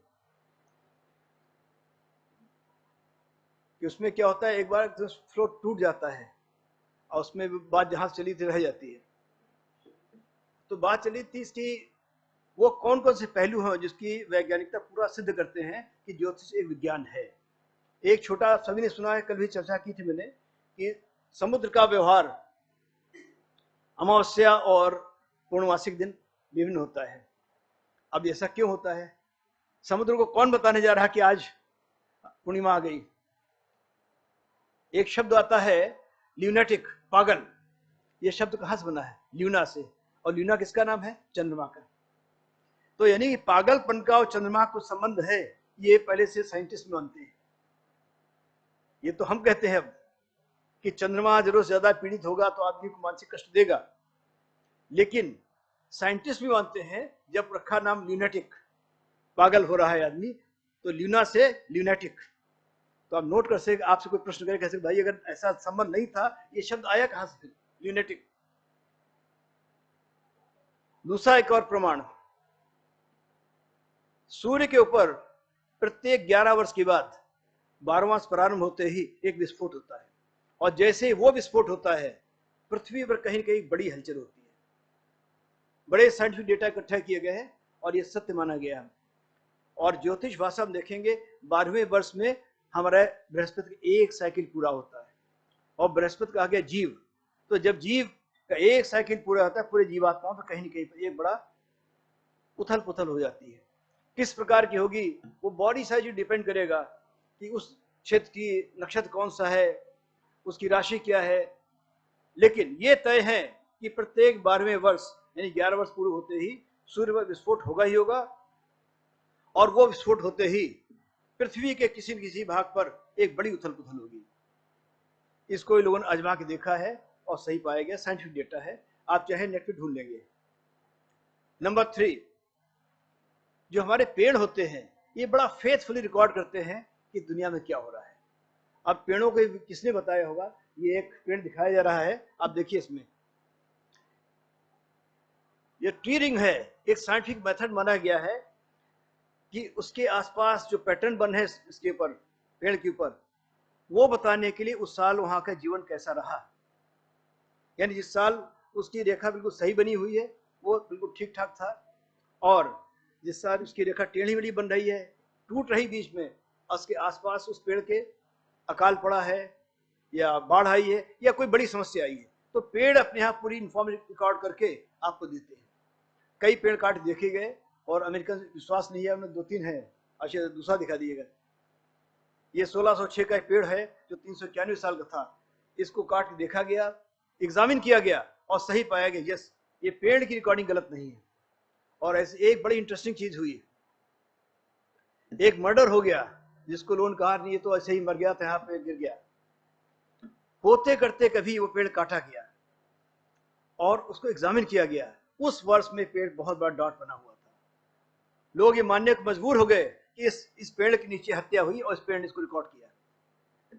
आज की तारीख में विश्वास करना मुश्किल, लेकिन जो लोग इस पे स्टडी कर रहे हैं बॉटनिकल, वो सब मानते हैं कि पेड़ अपने आसपास होने वाली प्रत्येक घटना को बड़ा फेथफुली रिकॉर्ड करता है। एक तो प्रत्येक वर्ष पूरा होने पर इसके एक रिंग बन जाएगा, उससे पता चला इस पेड़ की आयु 1 वर्ष है। तो जितने रिंग बने हुए, अच्छा पिछले पेड़ जाना, पिछले पेड़ पे वो पिछला, इससे पिछला, इससे पिछला, हाँ अब जैसे ये है, इसमें इतनी लाइन बनी, रिंग बनी हुई है, ये बता इतने वर्ष का पेड़ है ये। 1 रिंग मीन्स 1 ईयर। तो जैसे जैसे पेड़ की आयु बढ़ती है इसमें एक एक रिंग बढ़ता चला जाता है और उतनी उसकी आयु होती है। तो ये बहुत बड़ा पेड़ काट इसलिए रखा दिखाया गया है, इसकी आयु उतनी है, और इसके प्रत्येक रिंग में इसके आसपास वर्ष में क्या क्या घटनाएं घटी है उसका रिकॉर्ड है। जिसने बॉटनी अच्छी पढ़ी होगी इसको रिकॉर्ड करके एग्जाम बता देगा इसने कैसा अनुभव किया। जिसके नीचे हत्या हुई है, जिसने इसको कष्ट पहुंचाया, उसका डॉट बने हुए वहां पर। अगर बाढ़ आई आसपास, सूखा पड़ा है, वो भी रिकॉर्ड करेगा। तो बड़ा फेथफुल रिकॉर्ड करता है। और ये रिकॉर्डिंग हमारे एस्ट्रोलॉजिकल जो कैलकुलेशन मैच करती है कि अगर शनि मंगल कॉन्फ्लिक्ट था और उस वर्ष उस एरिया में ऐसा हुआ तो वो रिकॉर्डिंग पेड़ पर भी मिलेगी आपको। तो इसलिए मैंने कहा कि जब तक आप साइंटिफिकली आपके सामने नहीं जाए, डोंट बिलीव इट। विश्वास सिर्फ उसमें करिए जिसके बारे में साइंटिफिकली आप खुद कन्विंस हो और दूसरे कन्विंस कर सके। कल को कोई चैलेंज करे तो आप कहें यस मैंने इसको खुद देखा है और ये सत्य है। तो ये दूसरी रिकॉर्डिंग हुई भाई ट्रीज। थर्ड रिकॉर्डिंग, आप कभी देखा हो एक पक्षी होता बया, बहुत खूबसूरत घोंसला बनाता है और उसकी एक विशेषता है कि जैसे ही अंडों से बच्चे निकल के बाहर आ जाते हैं, थोड़ा ही बड़े होते हैं कि माँ घोंसला छोड़ चली जाती है। यानी बच्चों को माँ को घोंसला बना देखने का अवसर कभी नहीं मिलता। इसके बावजूद जैसे ही बच्चे बड़े होते हैं वैसा ही घोंसला बनाते हैं। अब ये इंफॉर्मेशन कहाँ से आ रही है उनके पास, कौन से सूत्र उनके पास है जो होता है इसी प्रकार घोंसला ऐसे से बनेगा और इतना खूबसूरत। आशिक है पास ये दिखाना इनको, वैसे सबने देखा होगा लेकिन एक बार फिर से देखिए, जितना खूबसूरत घोंसला गया का बनता है, परफेक्ट आर्किटेक्चर देखने मिलता है उसके अंदर प्रत्येक दृष्टिकोण से, और कितना नीटली और उस तरीके से बनाया जाता है। अब बताइए कि इस पक्षी ने अपने माँ या बाप से कहीं ट्रेनिंग नहीं पाई, अन्यथा लोग कह देते कि नहीं साहब इसने देख लिया होगा। तो दैट मीन्स ये इंफॉर्मेशन की जीन्स में ट्रेवल कर रही है और उसके स्टोर्ड है, अन्यथा इतना सुंदर घोंसला वो लगातार नहीं बन सकता है। घोंसला के इस तरीके लगातार बने हुई है, ये डिफरेंट स्टेज दिखाई गई है, पक्षी बना रहा है। तो मैंने आउट ऑफ क्यूरियोसिटी कलेक्ट कराया इसको कि ताकि कह सके कि प्रत्येक पक्षी अपने आप से सीखता है और उसी प्रकार का उसी प्रकार की मेहनत करके बना देता है। तो दैट मीन्स ये इंफॉर्मेशन कहीं कहीं इसके जीन्स में स्टोर्ड थी। तो ये इंफॉर्मेशन की जन्म और पुनर्जन्म होता है और इंफॉर्मेशन कलेक्ट होती है, ये पक्षी भी प्रूव कर रहा है। और एक चीज जिसका मैं स्वयं प्रत्यक्षदर्शी हूं, अंडमान में बड़ी अद्भुत घटना होती है कि न्यूजीलैंड ऑस्ट्रेलिया के कछुए आते हैं वहां पे अंडे देते हैं निकोबार में और चले जाते हैं वापस। उन अंडों से बच्चे निकलते हैं और उसके बाद जो अंडे ऑस्ट्रेलिया के कछुओं थे वो कछुआ वापस जाते हैं ऑस्ट्रेलिया और न्यूजीलैंड। साइंटिस्ट को इस पर विश्वास नहीं हुआ। संयोग की बात 2003 में एक ग्रुप आया हुआ साइंटिस्ट का, मैं भी वही था, और उन्होंने इनके ऊपर टैग लगा दिया देखने के लिए ऐसा ही होता है क्या। जो पहले जो मार्क कर लिया गया ये अंडे जो हैं ऑस्ट्रेलिया के हैं, ये न्यूजीलैंड के हैं अलग अलग, और फिर लगातार 24 आवर्स में वॉच किया गया, कैमरे भी लगा दिए गए और ये रिकॉर्डिंग उसी एक्चुअल हुआ की है। अच्छी दिखाना उसके आगे बढ़ा करके। अब जैसे ही निकोबार के कछुए बड़े हुए, देखा गया कि इनवेरिएबली ऑस्ट्रेलिया वाला ऑस्ट्रेलिया में जा रहा है और न्यूजीलैंड वाला न्यूजीलैंड में जा रहा है। कुछ साइंटिस्ट को और कौतूहल हुआ, अगले वर्ष मैं तो नहीं साले सुनने में आया, उन्होंने क्या किया, उनके ऊपर मैग्नेट लगा दिया उनके सर पे जब बच्चे बड़े हुए थोड़े से, कंफ्यूज करने के लिए अब क्या होता है। और बड़ी आश्चर्य बात हुई, करीब 1 महीने तक भटकते रहे समुद्र में, लेकिन 1 महीने के बाद ऑस्ट्रेलिया वाला फिर ऑस्ट्रेलिया पहुंच गया और न्यूजीलैंड पहुंचा। तो इससे ये सिद्ध हो गया कि उनके भी कहीं की जीन्स पे इंफॉर्मेशन थी मुझे कहाँ जाना है। तो जब पशु और पक्षियों का ये हाल है तो मानव के अंदर कितनी इंफॉर्मेशन होगी पिछले जन्म की, आप सोच सकते हैं। केवल आवश्यकता है कि उस इंफॉर्मेशन को हम स्टडी करने का तरीका ढूंढें, साइंटिफिक तरीका। केवल इसलिए नहीं कि किसी आदमी को स्वप्न आ गया ऐसा होगा, मान लीजिए, आप सिर्फ उसको मानिए जो साइंटिफिकली स्टेब्लिश हो सके, जिसको आप प्रूव कर सकें। हटा दी इसको आशीष। इसी तरह एक प्रयोग और किया गया, आपने सुना होगा, जैसे एक मंत्र आता है मीनाक्षी का मंत्र, और उसका बड़ा अद्भुत प्रयोग होता है परिहार के लिए। क्या होता है उसमें कि अगर किसी बच्चे को परेशानी है, पढ़ नहीं रहा ठीक से या और परेशानी है, उसकी माँ मीनाक्षी मंत्र का पाठ करने लगे कम से कम 5 बार प्रतिदिन, बच्चे को रिलीफ मिलती है। तो लोगों ने मुझसे पूछा ये मीनाक्षी मंत्र से ऐसा क्या खास बात है इसमें, तो मैंने उनको उत्तर दिया, मीन संसार अकेला ऐसा प्राणी है जिसने, वैसे कछुओं में भी यही बात आती है, लेकिन मीनाक्षी पे वो उसी प्रजाति में आते हैं, अंडे दे दिए वहां पे समुद्र किनारे और खुद अंदर चली गई और अपने वाइब्रेशन से हैच करती है अंडों को। तो माँ के जो वाइब्रेशन हैं वो बच्चों को हैच होकर बाहर बड़े होने में मदद करते हैं। और इसीलिए जो मदुरई में टेम्पल है मीनाक्षी, लोग अक्सर जाके माताएं जाती हैं अपने बच्चों की वेलबींग की प्रार्थना करने के लिए कि मेरे बच्चों कुशल से रहें, सब ठीक रहे उनके लिए। तो कारण यही कहा गया कि मीनाक्षी वो देवी है जो केवल अपनी मीन अक्ष से, यानी जिस प्रकार से मछली या उस प्रजाति की और लोग अपने बच्चों अपने वाइब्रेशन से उनकी सेफ्टी सिक्योरिटी इंश्योर करते हैं, उसी प्रकार से इनके बच्चे भी सेफ रहें। और इस मंत्र को पढ़ कर देखा गया और ये पाया गया यस कि मीन प्रजाति की जो वाइब्रेशन है, जो उनकी शक्ति है, जो सामर्थ्य है, प्रत्येक माँ के अंदर है। कोई भी माँ पूरी श्रद्धा से अगर मीनाक्षी मंत्र पाठ करती है, अगर बच्चे को कष्ट आ रहा है उसका ठीक होता है। तो ये जो चीजें साइंटिफिक हैं, और इससे पहले हमारे ग्रंथों में कहा गया है कि मीनाक्षी मंत्र परिहार के लिए होना चाहिए। बच्चे का चंद्रमा ठीक नहीं, माँ मीनाक्षी पाठ करे। तो मैं भी बड़ा, जब तक अंडमान नहीं गया, मैं सोचता रहा बार बार, ये मीनाक्षी है क्यों? ऋषियों ने मीनाक्षी मंत्र कहाँ सोचा, क्यों सोचा? लेकिन जब वहां जाके देखा मैंने कि मछलियां कैसे अंडे देते हैं और उसके कैसे बच्चे वहीं वापस पहुंचते हैं, कछुए कैसे वहीं वापस पहुंचते हैं, देन आई रियलाइज कि ऋषियों ने इसके अंदर बहुत पहले इसको साइंटिफिकली ऑब्जर्व किया होगा और तब प्रिस्क्राइब किया होगा कि कोई भी माँ अगर मीनाक्षी मंत्र का पाठ करेगी, मेरे ख्याल मीनाक्षी में सभी लोग परिचित होंगे, बताने की जरूरत नहीं है, बता दिया। आशीष लगा दोगे है बस, क्या ऑडियो और मन दोनों लगा दोगे, थोड़ा सा टेक्स्ट लगा रहे हैं। ये ऐसा परिहार है, माताएं तो अवश्य नोट कर लें। और जिस दिन समाप्त करूंगा मैं 2 मंत्र आपको बताऊंगा। एक मंत्र किसी कन्या का विवाह न हो रहा हो, अथर्ववेद मंत्र है, और वहीं से पता लगता है कि मंत्रों का प्रयोग कैसे होना चाहिए। आप जो मंत्र लिखा हुआ है वेद में पढ़ेंगे फल नहीं देगा, लेकिन मैं उसका प्रयोग बताऊंगा कि उसमें मुझे ऐड करेंगे फल देगा। ऐसे ही कैंसर पेशेंट्स हैं या कोई भी क्रॉनिक डिजीज हो, किसी को गई हो, उसके लिए परिहार का भी मंत्र जो है, बेसिकली ये काम तो मेरा क्रेडिट नहीं है, कांची के परमाचार्य थे स्वामी चंद्रशेखर सरस्वती, उन्होंने निकाला है। लेकिन जो समझाया उन्होंने बात मुझे, और मैं से कन्विंस्ड हुआ बात सही कह रहे हैं। क्यों कहा कि शरीर में क्या होता है, कफ पंगु पित्त पंगु पंगवे मल धातुना वायुना यथ नियंते गच्छन्ते तत्र नेगवत। अगर शरीर में वायु को कंट्रोल कर लिया जाए तो प्रत्येक बीमारी को आप कंट्रोल कर सकते हैं। जैसे कहा गया हमारी ज्योतिष भाषा में, दंडाधिकारी शनि है, अगर शनि आपको दंड नहीं देना चाहता है तो खुद दंड नहीं दे सकता आपको। पहले मीनाक्षी मंत्र देख लीजिए, ऑडियो और टेक्स्ट दोनों। टेक्स्ट बड़ा कर दो, बड़ा करो स्कोर।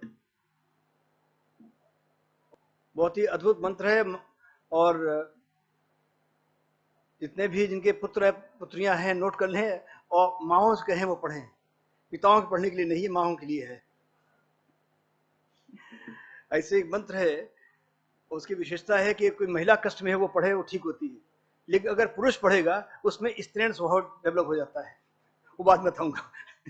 तो मैं बताता हूँ भाई, एक बार पढ़ लीजिए, घर में अपनी पत्नी को, माँ को, बहन को दे दीजिए, पुत्री को, लेकिन स्वयं मत पढ़िए बार बार। आप एक बार पढ़ना ठीक है, बारंबार पढ़ेंगे तो कष्ट हो जाएगा। नीचे लिखे साफ साफ कि पुरुष ना पढ़े इसको। मतलब एक बार ठीक है, ज्ञान के लिए पढ़ लीजिए, एक बार तो मैं भी पढ़ूंगा, लेकिन बारंबार पाठ नहीं करूंगा उसका।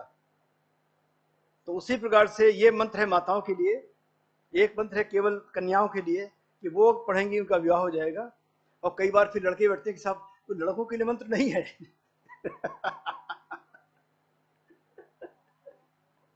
लड़कों के लिए भी है, लेकिन बताऊंगा नहीं। लेकिन लड़कियों के लिए जो बता के जाऊंगा, लड़कियों के लिए और कैंसर के मंत्र, ये तो आपको कैंसर या कोई क्रॉनिक डिजीज हो, ये काम तो मैं धर्मार्थ करूंगा ही करूंगा। इसके सिर्फ 5 ही श्लोक हैं और अद्भुत मंत्र है ये। तो मैं इतने दावा कर सकता हूँ कि कोई कष्ट अगर संतान को है और माता इसका पाठ करेगी रोजाना, एक अगर 5 बार पढ़ ले और एक माला पढ़े, कहने क्या है, अगर 5 बार भी पढ़ लेगी तो संतान को रिलीफ मिलना प्रारंभ हो जाएगी। ऑडियो है किसका? ऑडियो चला सकते हो?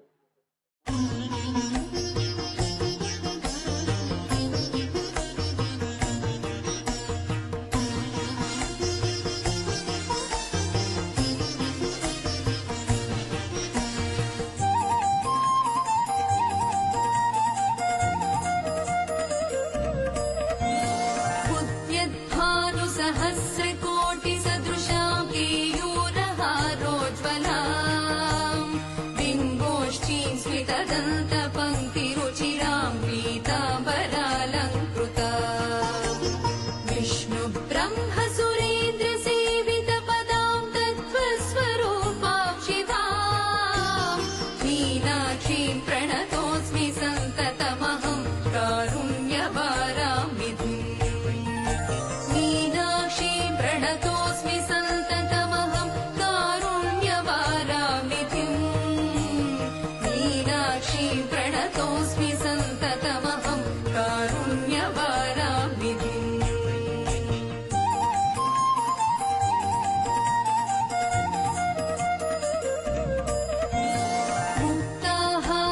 लसत्किरीटरुचिरां पूर्णेन्दुवक्त्रप्रभां सिञ्जन्नूपुरकिङ्किणीमणिधरां पद्मप्रभाभासुरां सर्वाभीष्टफलप्रदां गिरिसुतां वाणीरमासेवितां मीनाक्षीं प्रणतोऽस्मि सन्ततमहं कारुण्यवारां विधिम् मीनाक्षीं प्रणतोऽस्मि सन्ततमहं कारुण्यवारां निधिम् मीनाक्षीं प्रणतोऽस्मि सन्ततमहं कारुण्यवारां निधिम्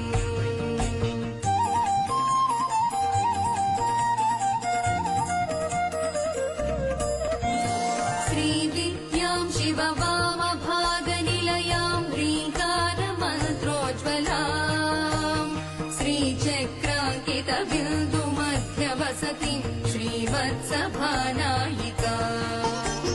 श्रीमत्षण्मुखविघ्नराजजननीं श्रीमज्जगन्मोहिनीं मीनाक्षीं प्रणतोऽस्मि सन्ततमहं कारुण्यवारां निधिम् मीनाक्षीं प्रणतोऽस्मि सन्ततमहं कारुण्यवारां निधिम् मीनाक्षीं प्रणतोऽस्मि सन्ततमहं कारुण्यवारां निधिम्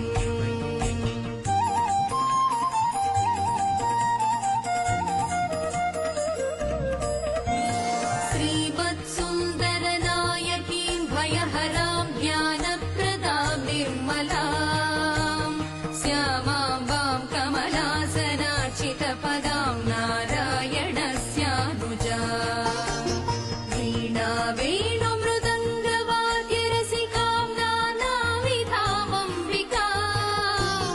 मीनाक्षीं प्रणतोऽस्मि सन्ततमहं कारुण्यवारां निधिम् मीनाक्षीं प्रणतोऽस्मि सन्ततमहं कारुण्यवारां निधिम् मीनाक्षीं प्रणतोऽस्मि सन्ततमहं कारुण्यवारां निधिम्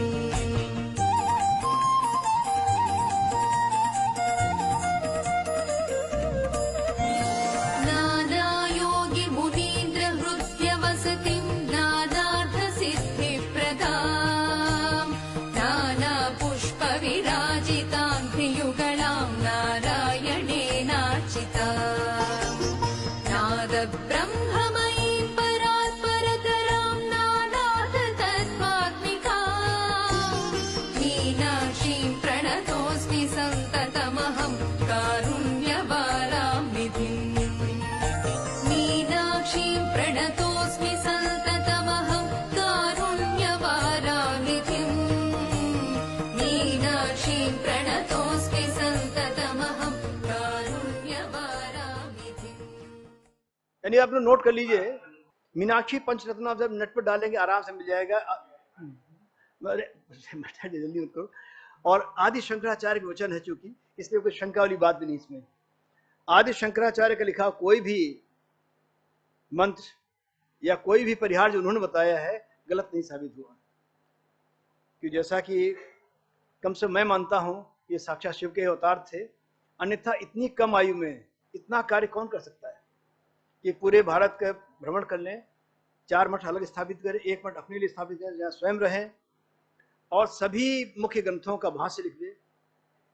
साधारण मानव नहीं कर सकता है। और 32 वर्ष की आयु शरीर ही छोड़ दें, अद्भुत सी बात है। तो इसलिए उनका दिया हुआ है, तो इसमें कोई शंका वाली बात भी नहीं है। तो ये मैं वापस आता हूं इस पे साइंटिफिक स्टडी के ऊपर कि ज्योतिष कैसे माना जाए कि सत्य है। तो एक और एक्सपेरिमेंट किया गया और ये भी अनुमान करके देखा गया, मैं वहां था, कि वो देखा कि मछलियां कोई पर्टिकुलर टाइम पर ही जो है अंडे देती हैं। तो कुछ साइंटिस्ट ने क्या किया, कुछ मछलियों को ला करके जो अंडे देने वाली थी उनको बंद कमरे में रख दिया गया है, ताकि उनको कहीं से भी ये न पता लगे कि दिन है रात्रि है, अब पूर्णमासी है या अमावस्या है। उनका कहना है कि बाहर के एटमॉस्फेयर से ऊर्जा आती है वो उससे पता लग जाता है इनको। उनको बिल्कुल क्लोज उसमें रख दिया गया। लेकिन बड़ा आश्चर्य हुआ कि जो मछलियां बाहर थी और जो अंदर थी, अंडे देने के टाइम तो बिल्कुल वही रहा। अद्भुत चीज है ये। तो इससे भी साबित होता है कि प्रकृति के अंदर बड़ी सारी चीजें पड़ी हुई हैं, बड़े क्लियर इंडिकेशंस हैं कि किस तरीके से नेचर हमें गाइड कर रही है, केवल उसको देखने की जरूरत है। तो ज्योतिष इन्हीं इंडिकेशंस पर आधारित एक विधा है, और इसी से मैंने कहा था अगर समय मिलेगा तो आप बताऊंगा, मेरी पुस्तक है, आप नेट पर डाल देख लीजिएगा, ETP, इवेंट टाइम प्रेडिक्शन। तो एक सिस्टम मैंने बताया है जिससे केवल घटना देखिए और आपको पता लग जाएगा कि क्या होने वाला है। कोई कुंडली बनाने की जरूरत नहीं आपको, नो प्रश्न कुंडली, नो कुंडली नीडेड, ना आदमी कुछ केवल घटना बताएगी, लेकिन अभ्यास चाहिए। एक बार मत शुरू करिएगा। जिसने एक पुस्तक लिखी मेरे व्याख्यानों को उन्होंने संकलित किया है, 12 वर्ष लगे इनको लिखने में। 12 वर्ष की साधना के बाद उन्होंने इनको मैंने परमिशन दी कि अब आप उसको लिख डालिए। तो 12 वर्ष लगातार लगे रहे अध्ययन करते रहे, फिर देखा अभी परिपक्व हो गए हैं कि उसमें मुख्य बात क्या है, जब तक आप दृष्टा भाव में नहीं आएंगे, साक्षी भाव में नहीं आएंगे, आप घटना का सही निर्णय नहीं कर पाएंगे। और जैसे ही साक्षी भाव में आएंगे तो प्रकृति बोलने लगे आपके सामने क्या हो रहा है, लेकिन आप सब्जेक्टिव हो गए, आप चाहते ऐसा हो तो फल कभी सही नहीं मिलेगा आपको। आज नहीं, नेक्स्ट कभी या उसके अगले दिन, एक दिन पे आधा घंटा लगाऊंगा इसमें, एक सिस्टम क्या इसका है। आज तो पहले मेरे ख्याल से आप सभी पूर्वाभ्यासन पढ़ के आए होंगे, चलो पढ़ के आए हैं, आवाज जोर की नहीं आई, एक दो लोगों का, बाकी सर नहीं लाया लगता है सभी लोगों ने ध्यान नहीं दिया। चलो लगाओ शुरू। इसमें एक ज्योतिषीय योग है जो बड़ा ही अद्भुत योग है, भगवान कृष्ण का दिया योग है, कोई शंका नहीं करने वाली बात है, और इसको प्रत्यक्ष मैंने अनुभव करके देखा है। पहले इसको देख लीजिए। पहले ऐसा बताया कि कभी ऐसा आदमी हुआ जिसने पिछले जन्म बहुत योग साधना की है, पूर्वाभ्यासेन, यानी पिछले जन्म में आपने अभ्यास किया, तेनेव ह्रियते ही अवश्य अपिसः, तो इस जन्म में भी लगातार उधर आकर्षित किया जाता रहेगा। जिज्ञासु अपयोग से शब्द ब्रह्म अतिवर्तते, फिर ऐसा आदमी जो नॉर्मल रूल है अपनी लाइफ के उनको तोड़ देगा, जो होना चाहिए वो नहीं होगा, जो नहीं होना चाहिए होगा। अब जिनकी मैं घटना सुना रहा हूं, इन्होंने रॉयल फैमिली जन्म लिया और 5 वर्ष की आयु तक को देखा घर में ऐसा कोई चीज सुविधा नहीं थी जो न होती इन घर में, सब कुछ अवेलेबल है, और ऑल ऑफ सडन फादर और ग्रैंडफादर दोनों डेथ हो गई, और पूरी संपदा, एक तो ऐसे समय परिवर्तित हो रहा था, वो राजशाही समाप्त हो चुकी थी, भारत स्वतंत्र हुआ, ये धीरे धीरे करके जो सत्ताएं थी समाप्त होती जा रही थी, और उसी क्षण जब इनके पिता और पितामह नहीं रहे तो बाकी रिश्तेदारों ने पूरी संपत्ति कब्जा कर लिया, और बिल्कुल वो जहां टॉप पे चले थे एकदम जमीन पे आ गए। इनको बड़ा आश्चर्य होता देख करके, कल तक मेरी माँ कहने पर 10 आदमी खड़े होते थे, आज मेरी माँ स्वयं काम कर रही, ऐसा कैसे हो रहा है। भयंकर अभाव में जीते हुए बड़ी मुश्किल से इन्होंने 10th 12th किया, थर्ड डिवीजन, लेकिन जब पहुंचे हैं ग्रेजुएशन लेवल पे, इन्होंने ट्यूशन करना शुरू किया, और इनको बताया गया कि आप ऐसे परिवार से बिलोंग करते हो, कुछ करके दिखाना है। और ऑल ऑफ सडन जो 3rd डिवीजन में बच्चा था उसने 1st डिवीजन में BSc किया, फिर MSc 1st डिवीजन में, इन्वेस्टिगेट, आई डोंट रिमेम्बर ठीक से पहला रंक था या तीसरा या 5वां, लेकिन विद इन फर्स्ट 5। उसके बाद में कोई छोटी नौकरी कर ली, लेकिन मन में था कुछ करना है, दोबारा एग्जाम दिया और देश की किसी बहुत बड़ी सर्विस, नाम नहीं लूंगा, उसमें सेलेक्ट हो गए।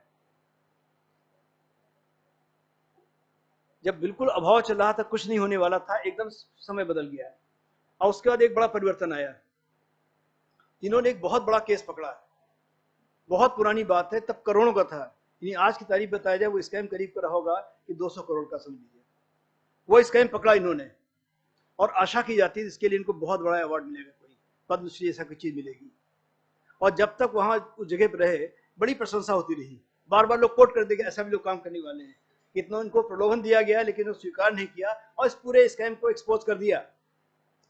लेकिन थोड़े दिन के बाद इनका ट्रांसफर हुआ, और करीब 2 साल बाद इनको आश्चर्य हुआ कि उस केस में इनको एक्यूज बना के नोटिस हो गया। तो शब्द आ रहा है इनमें, शब्द ब्रह्म अतिवर्तते, जो नॉर्मल रूल से टूट जाते हैं। तो जिस काम के लिए अवार्ड मिलना चाहिए था उसके लिए इनको CBI से नोटिस आ गया कि you are an accused in this case. He could not believe कि ऐसा कैसे हो सकता है कि मैंने ही तो एक्सपोज किया है। ये गए, अपीयर हुए, केस चलता रहा, लेकिन एक स्टेज आई कि डिपार्टमेंट की बात नहीं मानी, क्योंकि बाकी लोग जो थे कि जो बेईमान होते हैं बड़ी ईमानदारी से बेईमानी करते हैं, उनका ग्रुप बन जाता है और ईमानदार अकेला पड़ जाता है, उसको खबर भी नहीं होती है। तो बाकी सभी इकट्ठे हो गए और सबने के अगेंस्ट एविडेंसेस इकट्ठे करके दे दिए और फाइल प्रधानमंत्री तक पहुंची, उन्होंने सिग्नेचर कर दिए, ही शुड बी सस्पेंडेड। और सबने मान लिया ये सस्पेंड हो जाएंगे। लेकिन फिर पुनः परिवर्तन आता है कि जिसकी फाइल पे प्रधानमंत्री साइन कर दें कि ही शुड बी सस्पेंडेड, वो आदमी जाता है हाई कोर्ट, अगले दिन हाई कोर्ट का टोटल नॉनसेंस है, you can not suspend him, और वो ऑर्डर विड्रॉ होता है, he again taken back on service. इस प्रकार की कई घटनाएं होती है जीवन में, जब इनको अच्छा होना था बुरा हो गया, बुरा होना अच्छा हो गया। अब इसी क्रम में बताता हूं, एक बार क्या हुआ, ये घर में बैठे हुए थे और इनके दर्द हुआ थोड़ा सा, आशी लगाना, और उन्हें बेटी से कहा मुझे अनइजीनेस हो रही है। हार्ट स्पेस के मित्र थे बहुत अच्छे, उन्हें फोन लगाया कि अंकल पापा को लेके आ रही है। उनका ठीक है बेटा, तुरंत आ जाओ। एक बहुत बड़े हॉस्पिटल, देश के नाम अगेन नहीं बताऊंगा, आइडेंटिटी रिवील नहीं करनी चाहिए, वहां लेके पहुंच गए। उन्होंने तुरंत इनको ले चलो ऑपरेशन थिएटर में। ऑपरेशन थिएटर ले गए, वो देख ही रहे थे एंड ही पास्ड अवे। वो बेचारे डॉक्टर रोने लगे कि मेरा इतना अच्छा मित्र, मैं बाहर जाके इनकी बेटी और इनकी पत्नी जवाब कह दूंगा कि मेरे हाथ में था और मैं बचा नहीं पाया। उन्होंने 1-2 इलेक्ट्रिक शॉक दिए इनको, बट रिवाइव नहीं हुए। 5 मिनट हो गए तो उनका अब तो कुछ नहीं हो सकता है, बॉडी मार्चरी भेज दो, मैं बाहर जाके समझाता हूँ किसी तरीके से। इतने को एक यंग इंटर्न था, बोले सर एक शॉक और देके देख लूँ मैं? तो वो बड़े झुंझा के बोले ये मैं इतने 5 शॉक दे दिए, 5 मिनट हो गए, ब्रेन डेड हो चुका है, कुछ नहीं संभव नहीं है, तो क्या करेगा, चल तेरी प्रैक्टिस हो जाएगी। और उनके खुद आंखों में आंसू आ रहे थे चारों के। उसने एक शॉक और दिया और ये उठ के बैठ गए। उठ के बैठ गए, मोड़ तो अब आएगा, असली मोड़ अब आएगा, चलिए। तो जैसे उठ के बैठे और उन्होंने डॉक्टर साहब कहा कांग्रेचुलेशंस, तो ये बोलते हैं भाई लेकिन आप तो बॉडी मॉर्चरी भेज रहे थे, ये तो इसने कहा एक शॉक और दे दो। दे कुड नॉट बिलीव कि ये तुमने कैसे कह दिया भाई, हाउ डू यू नो। तब जो पूरी घटना बताए वो देखने वाली है। यहाँ पे जो देखेंगे कि आदमी को मरने बाद क्या अनुभव होता है, फर्स्ट हैंड जो देखा इन्होंने देखा जैसे ही मैं मरा और मैं पूरा मर गया, मैंने देखा मेरी बॉडी से मेरा शरीर एक ज्योति के रूप में बाहर निकल के आ गया। अब प्लीज बैठ जाए 2 मिनट प्लीज। इन्होंने देखा कि मेरी बॉडी से मेरा शरीर निकल करके बाहर आ गया और एक ज्योति के रूप में उसी कमरे में मैं अपनी बॉडी पर स्थित हूँ और मैं अपने डॉक्टर्स को देख रहा हूँ और 4 चीजें एक साथ हो रही। एक, मेरा पूरा जीवन मेरे सामने आ रहा है कि मैं कैसे बचपन में था, कैसे मेरे घर में राज परिवार था, क्या क्या था, जो चीजें मुझे याद भी नहीं थी वो सब याद आ गई मेरे सामने।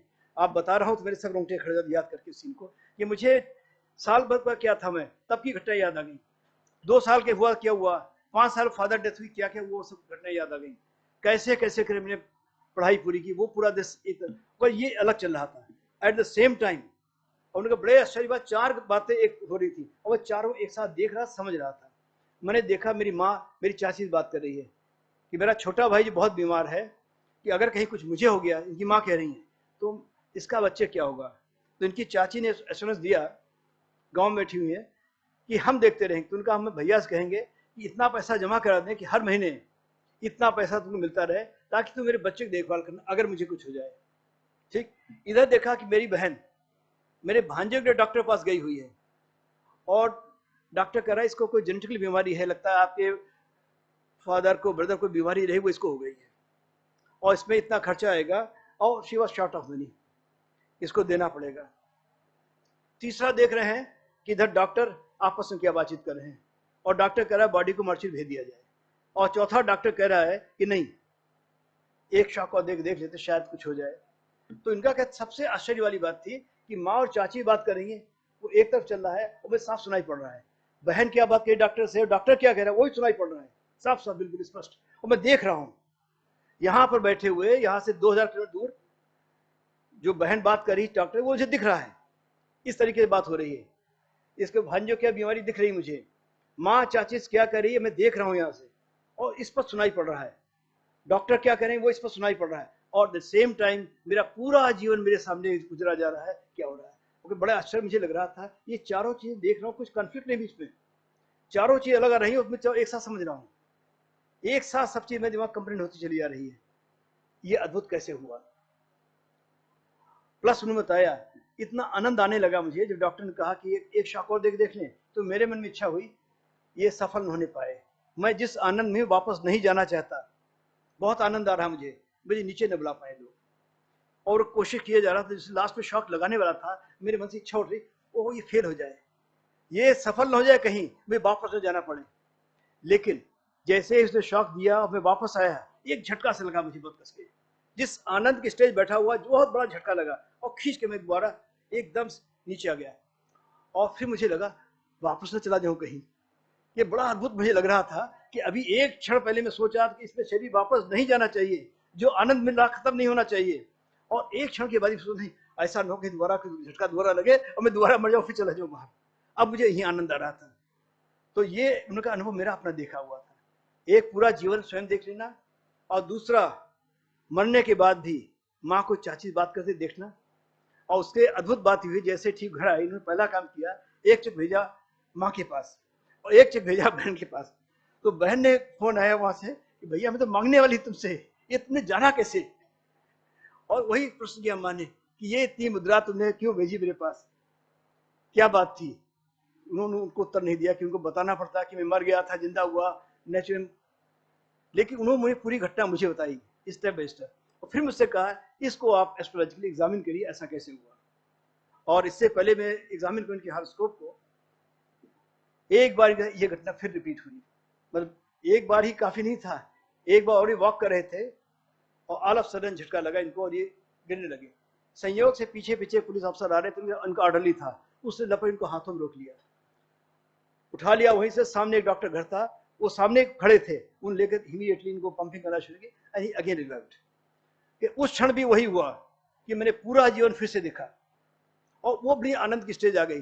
फिर मुझे लग रहा था उफ़ो कि अभी फिर जिंदा कर देंगे लोग, सफल नहीं हो पाए। लेकिन जैसे ही मैं वापस आया शरीर के अंदर, यार बड़ा अच्छा चल रहा, कहाँ जा रहे हैं तुम? तो उन्होंने ये मन ऐसा होता है कि मने मर्चणम कारणम बंध मोक्ष, ये मन ही बांधता है और मन ही मुक्त करता है। जिस समय मन काम नहीं कर रहा था, आनंद आ रहा था और वहीं रहना चाह रहे थे, और जैसे ही मन ने ऑपरेशन करना शुरू किया, एक्टिवेशन शुरू हुआ मन का, फिर दोबारा संसार में मन रम गया। तो अगर जैसे भगवान ने कहा ना, मन को अगर समझ लिया तो सब कुछ समझ लोगे। तो चंद्रमा, जिसे कल भी बात हो रही थी, सबसे इंपॉर्टेंट प्लेनेट आपको इस सब को जानने के लिए है चंद्रमा। अब इनका चंद्रमा देखिए कितना इंपॉर्टेंट है, और इनके साथ घटना क्यों हुई, इनकी कुंडली नोट कर लें, दिखा दो कुंडली पहले, फिर श्लोक पे आता हूं कि कॉम्बिनेशन क्या है। तो ये बेसिक कुंडली है, जानबूझ करके प्लेस ऑफ बर्थ छुपाया गया है। ईयर ऑफ बर्थ दिया है लेकिन प्लेस नहीं बताया आपको, और बताऊंगा भी नहीं। इसमें देखेंगे कि इनका बृहस्पति चंद्रमा, और चंद्रमा नीच का है लेकिन 12वें स्थान बैठा हुआ, ध्यान दीजिएगा।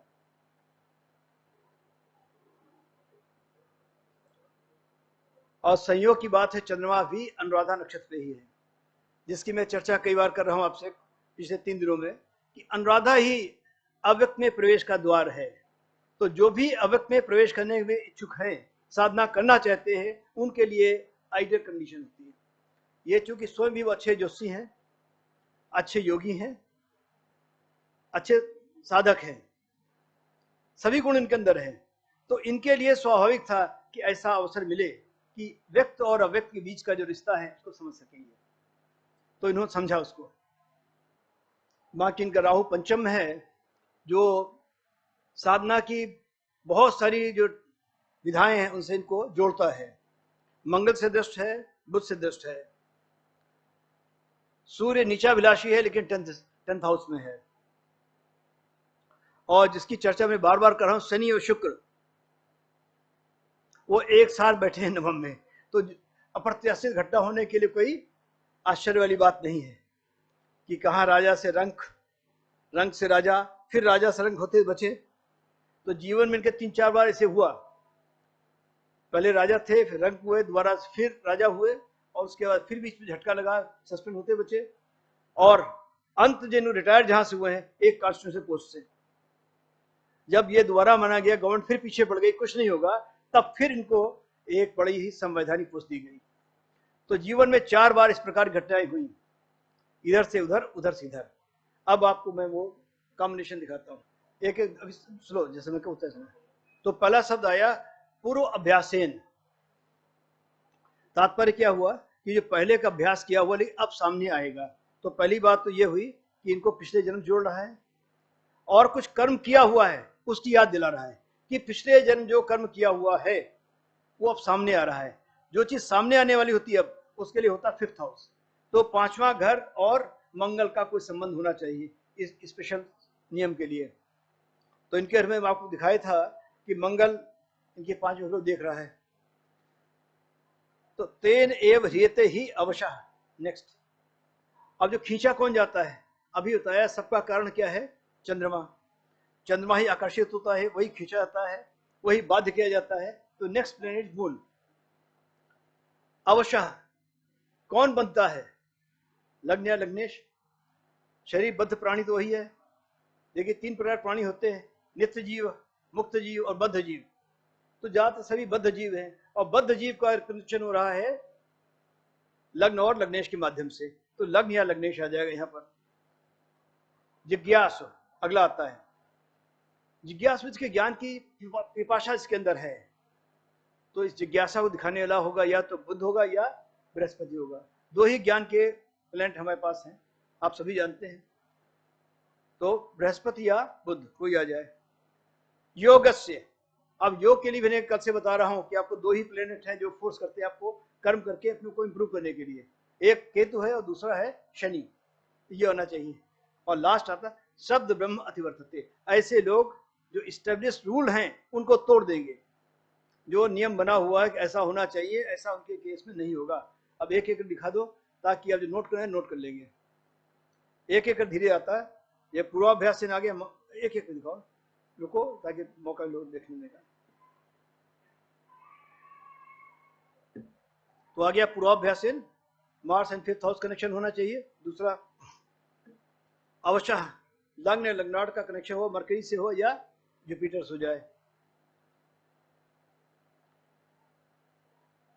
रेते और जिज्ञास फिर जोड़ दिया, जुपिटर मरकरी का कोई संबंध चंद्रमा से बनना चाहिए कि चंद्रमा ही खींचा जाएगा और उसी के अंदर ज्ञान की पिपाशा आएगी, तब आदमी ज्ञान की ओर जाएगा।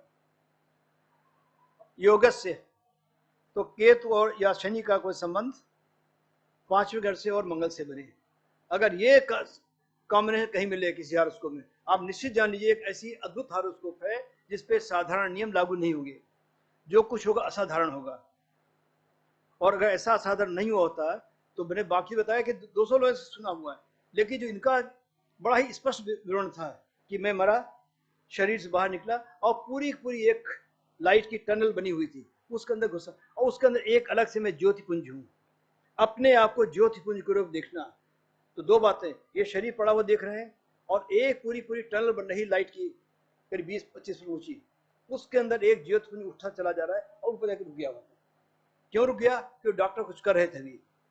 अभी पूरा फाइनल डायरेक्शन नहीं है कि आपने चले जाना ही है, या यूं कहिए कि चूंकि आपने नॉर्मल को तोड़ना है कि मर के वापस नहीं आ सकते, आपने नियम को तोड़ना था इसलिए रुक गए वहां पर। और वहां पर उस टनल ऑफ लाइट के अंदर बैठ करके ज्योतिपुंज के रूप में आकर के ये सब कुछ देखना, अपना जीवन, अपनी माँ और चाची को बात कर देखना, अपनी बहन देखना और डॉक्टर्स क्या कह रहे हैं वो चर्चा को भी देखना। तो ये सभी नियमों को तोड़ करके एक साथ जान करके और पूरे जीवन में जो एक चीज मैं छोड़ दी इस पहले, उनका पहली बार मैं रियलाइज किया कि यहाँ पर मैंने भी गलती की, अब अवसर मिलेगा ये गलती नहीं करूंगा।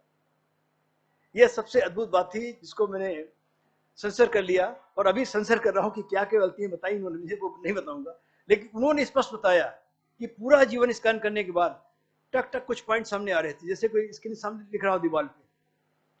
उनको स्पष्ट करना कि सामने ऐसा लगा दीवार से आ रही है, उस पर लिखा जा रहा और उस पर क्या लिखा जा रहा है, पहली गलती, दूसरी, तीसरी, चौथी, 5वें बिंदु सामने आ रहे हैं और मैं देख रहा हूँ, मान रहा हूँ यस गलत है, ये गलत है, ये गलत है। अब की अवसर मिलेगा इसको रिपीट नहीं करूंगा, एक अवसर मिलेगा इसको रिपीट नहीं करूंगा। और दूसरा कि इतना आनंद कि मन कर रहा था यही रहूं, वापस नहीं जाऊं कहीं पर से।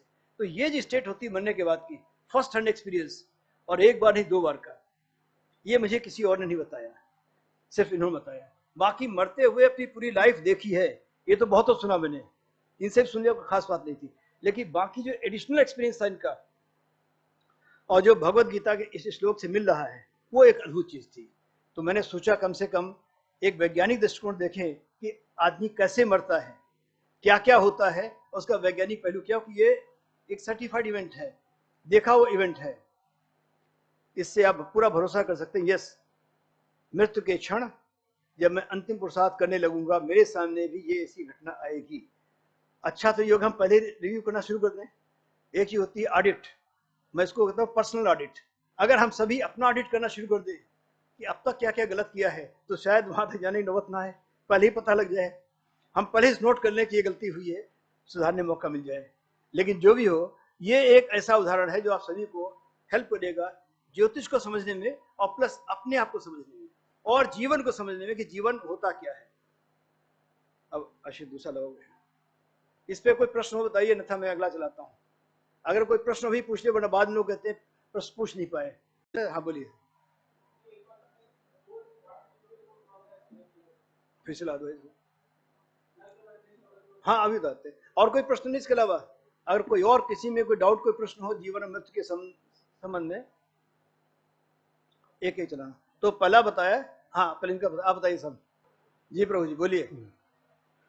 पूर्व में आप श्रीमान जी ने कहा कि मैं अपनी बातों के लिए पूर्ण रूप से संतुष्ट हूँ। इसको संतोष से आप्लावित होना भी कहा जा सकता है। और जो भी साधक, जो भी महामानव संतुष्ट है वह योगी भी हो सकता है। और यहाँ जितने भी उपस्थित हैं या हम आपको देख रहे हैं, आप हमें देख रहे हैं या बातें सुन पा रहे हैं, यह सब किसके प्रकाश में हो रहा है, किसकी महनीयता में हो रहा है, इस अलौकिकता का बखान कैसे हो सकता है। कहा गया है कि नायम आत्मा प्रवचनेन लभ्यो न मेधया न बहुना श्रुतेन। यही मेरी जिज्ञासा है। धन्यवाद। तो पहले इनके प्रश्न उत्तर दे दूं। आपकी जिज्ञासा तो कम है, एक एडिशनल पॉइंट जरूर है, मैं थोड़ा सा प्रयास करूंगा उत्तर देने का। तो इनका प्रश्न था कि पूर्वाभ्यास से, तो मतलब फिफ्थ हाउस का कोई संबंध मंगल से होना चाहिए। तो कई बार ऐसा होगा फिफ्थ हाउस नहीं, वो फिफ्थ लॉर्ड का होगा, लेकिन फिफ्थ हाउस का संबंध मंगल से होना चाहिए। पहले ये अत्यंत आवश्यक है, पहला पॉइंट। ठीक है, तो जिस किसी कुंडली में अगर मंगल का संबंध बन रहा है पंचम भाव से, तो इसका तात्पर्य इसने पिछले दिन जो कर्म किए हुए हैं उनके बारे में उसको रह रह कर आभास होता रहेगा, उसको लाभ भी मिलता रहेगा। प्रोवाइडर अदर कनेक्शन दर, ये एक सिर्फ एक इनपुट हो ना। जैसे आप भोजन बनाने बैठेंगे ना, तो मसाले भी चाहिए, तेल भी चाहिए, नमक भी चाहिए, सब्जी भी चाहिए, तब बनेगी, प्लस अग्नि लगेगी बनेगी। तो एक इनपुट ये हुआ कि मंगल का और पंचम का संबंध कोई बन रहा है, तो ये अपने आप इस बात का प्रूफ है कि इस आदमी में क्षमता है कि अपने पिछले जन्म झांक करके इस जन्म को इंप्रूव कर सके। पहला पॉइंट। दूसरा हाँ, अवशाह। ये अवशाह में, और अवशाह बल्कि दो पॉइंट एक साथ लेंगे, अवशाह हिरेते एक साथ कर दो, अवशाह और हिरेते दोनों आप इनको एक साथ समझिए। हिरेते में खींचा जाना, आदमी खींचा जाता है मन के माध्यम से, चंद्रमा के माध्यम से। तो चंद्रमा, लग्न लॉर्ड या लग्न, इनका संबंध इकट्ठा बन जाता है जुपिटर और मरकरी से, डायरेक्ट बने इनडायरेक्ट बने। तो यूं समझिए जुपिटर और मरकरी जब कभी भी लग्न या लग्नार्थ से जुड़ेंगे, तो ये इस बात का एक तरीके से प्रमाण होगा इस व्यक्ति को पिछले जन्म में जुड़ने की क्षमता है और इस जन्म में उसको जोड़ लेगा, कुछ करेगा। या संक्षेप में कहूं, अगर कोई ऐसी कुंडली आपको देखने मिलती है जिसमें जुपिटर एंड मरकरी बोथ, वैसे एक से भी काम चल जाएगा, लेकिन दोनों अगर हों और मंगल से जुड़ जाएं और पंचम भाव से कोई संबंध बना लें, तो यह निश्चित तौर से कहा जा सकता है इस व्यक्ति को पिछले जन्म की साधना इस जन्म में सफल होने वाली है, सहायक होने वाली है। लेकिन एक आगे और भी कंडीशन है, वो अगर पूरी हो जाएगी तो जो उन्होंने किया करके आप दिखा देंगे।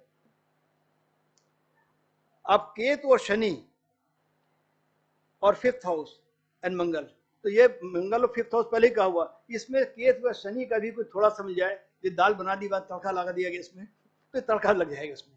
तो अगर ये भी बन जाता है तो निश्चित तौर पे पिछले जन्म की साधना का फल आपको मिलेगा और आप इस जन्म में किसी हद तक उसके करीब पहुंच जाएंगे सत्य के। जो अल्टीमेट सत्य है उसका पर्दा हटने करीब आ जाएगा। जैसे मैं कल कहा था कि हिरण्यमय ने पात्र ने सत्य अभितम मुखम तत्व पूषण अपावनु सत्य धर्माय दर्शन। तो सत्य धर्म का दर्शन करने की स्टेज करीब करीब आ जाएगी। अब दूसरा जो आपने बात कही बड़ी सुंदर थी, ये बात सही है कि आत्मा को न तो आप प्रवचन से जान पाएंगे न बड़ी सारी सुनने से जान पाएंगे, और लेकिन ये आगे आगे कहा गया है जिसका वो स्वयं वर्ण कर लेता है। ये आपने छोड़ दिया था, मैं इसको ऐड कर रहा हूं उसके आगे, उसको स्वयं उपलब्ध हो जाता है। तो ये केवल बता रहा है कि किसका वर्ण हो सकता है। तो वर्ण करने के लिए कंडीशन है। और आपने कठोपनिषद कह दिया, मैं कठोपनिषद का एक मंत्र और आपको मेरे एजेंडा में नहीं था, लेकिन आपके प्रश्न को उत्तर देने के लिए मैं इसको लगा देता हूँ। कठोपनिषद मंत्र थोड़ा सा वेरिएशन है एजेंडा से हट करके, लेकिन विद योर परमिशन लगाइए। एक बड़ा सुंदर मंत्र आता कठोपनिषद में, आपकी चर्चा के साथ ही आता है। आसीनो दूरम व्रजति, अपने आसन बैठा हुआ लेकिन सर्वत जा रहा है।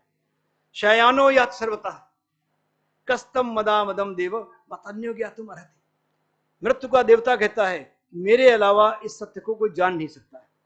तो कहने तात्पर्य क्या हुआ, या तो आप मर के जाने जैसा इन्होंने जान लिया, एक उदाहरण दिया हमने आपको अभी, तो मर के तो सबको मिलेगा, लेकिन इसमें एक भेद और है, ज्योतिषीय भेद, कि कौन कौन आदमी हैं उनको मरने से पहले ही सत्य का दर्शन हो सकता है या सत्य के करीब पहुंच सकते हैं, इसमें दिया गया। और मैं आपका आभारी हूं कि आपने इसके ध्यान आकर्षित कराया, वरना ये बात छूट जाती, क्योंकि पूरी बात तभी होगी जन्म मृत्यु की। अगर कठोपनिषद की चर्चा न हो तो जन्म मृत्यु की बात बेकार है।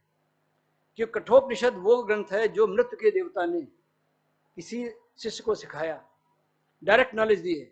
ऐसे डायरेक्ट ट्रांसमिशन बहुत कम कम हुए हैं। अब इसमें क्या कह रहे हैं वो, कि वो अपने आसन पर बैठा हुआ लेकिन सब जगह विद्यमान है। ज्योतिषी भाषा में कहेंगे तो लग्न तो स्थिर है, लेकिन लग्न पूरी कुंडली में घूम सकता है। ठीक है, ये ज्योतिष जानते मानेंगे मेरी बात को, कि लग्न तो फिक्स है लेकिन लग्न तो कहीं भी हो सकता है पूरी कुंडली में। शयानो या सर्वतः, और चंद्रमा उसका कुछ संबंध बना रहा है ताकि सोता है, सोया हुआ भी है, जागा हुआ भी है, सर्वत्र विद्यमान है, जागृत भी है और सोया हुआ भी है, दोनों एक साथ कर रहा है। अब अगली लाइन बहुत ही अद्भुत है, शब्द आया मदामदम, मद अमदम, यानी ऐश्वर्य है, भान नहीं उसका है। इस ऐश्वर्य से ही संस्कृत विषय से बताएंगे ईश्वर शब्द निकलता है। नहीं, सभी ऐश्वर्य भी हो लेकिन उससे परे हो आदमी, तभी ईश्वर बनता है। ऐसे उसके दर्शन केवल मैं करा सकता हूं, जैसे उन्होंने नचिकेता को कराए। अब ज्योतिषी भाषा में कहेंगे अगर लग्न या लग्नार्थ संबंध चंद्रमा से हो जाए, बृहस्पति से हो जाए, और साथ में 8वें हाउस से या 8वें लॉर्ड से हो जाए, 8वां घर या 8वें घर का स्वामी, अगर इससे कोई संबंध बना रहा है और साथ में बुध का अगेन तड़का लग जाता है, ऐसे व्यक्ति को उस ज्ञान की ओर पहुंचने में बहुत समय नहीं लगेगा। तो इसमें इंपॉर्टेंट इनपुट क्या हुआ कि बृहस्पति का और चंद्रमा का संबंध और साथ में बुध, तो बृहस्पति बुध दोनों ज्ञान के और एक साथ हो गए, चंद्रमा से कोई संबंध बन गया और लग्न या लग्ने से जुड़ गए। तो ये वो कंडीशन बता रही है, जैसे रामकृष्ण परमहंस कुंडली देखेंगे पूर्णतः लागू होता है उसमें, बल्कि इसको आगे जाता है। और आप सभी जानते हैं रामकृष्ण परमहंस को काली के साक्षात दर्शन हुए। तो ज्योतिषीय दृष्टिकोण से जब कभी भी लग्न या लग्नेश का संबंध बृहस्पति बुध हो जाए, तो एक हाइपोथेटिकल कंडीशन बताता हूं।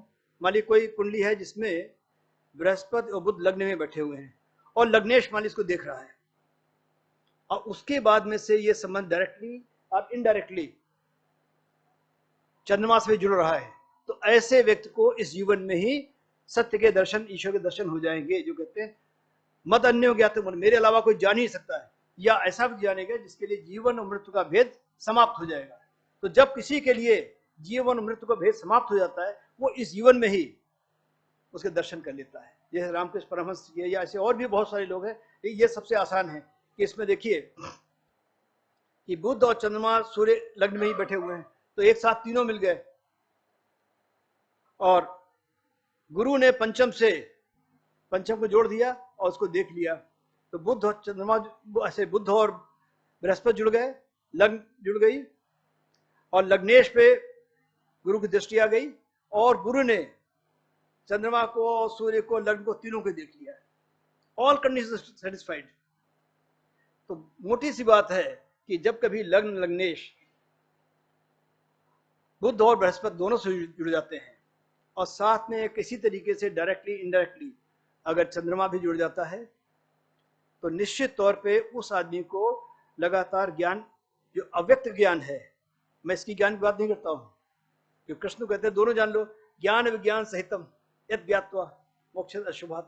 तो वो कहते दोनों सीख लो, पहले ये साइंस भी पढ़ लो लेकिन साइड बाय साइड हमारी साइंस भी पढ़ो, सुपर साइंस। तो ये ज्योतिष बताती है जब कभी भी इस तरीके संबंध बनेगा तो उस व्यक्ति को ये जानना चाहिए मेरे अंदर स्पार्क है, मैं जान सकता हूं और मुझे जानना चाहिए। अब दूसरा प्रश्न आता है, आप कैसे जानेंगे मेरे अंदर कितनी संभावनाएं हैं, आप अपने पिछले जन्म कैसे जुड़ेंगे? तो इसकी बड़ी सुंदर टेक्निक मैंने निकाली है, संक्षेप में बताता हूं आपको।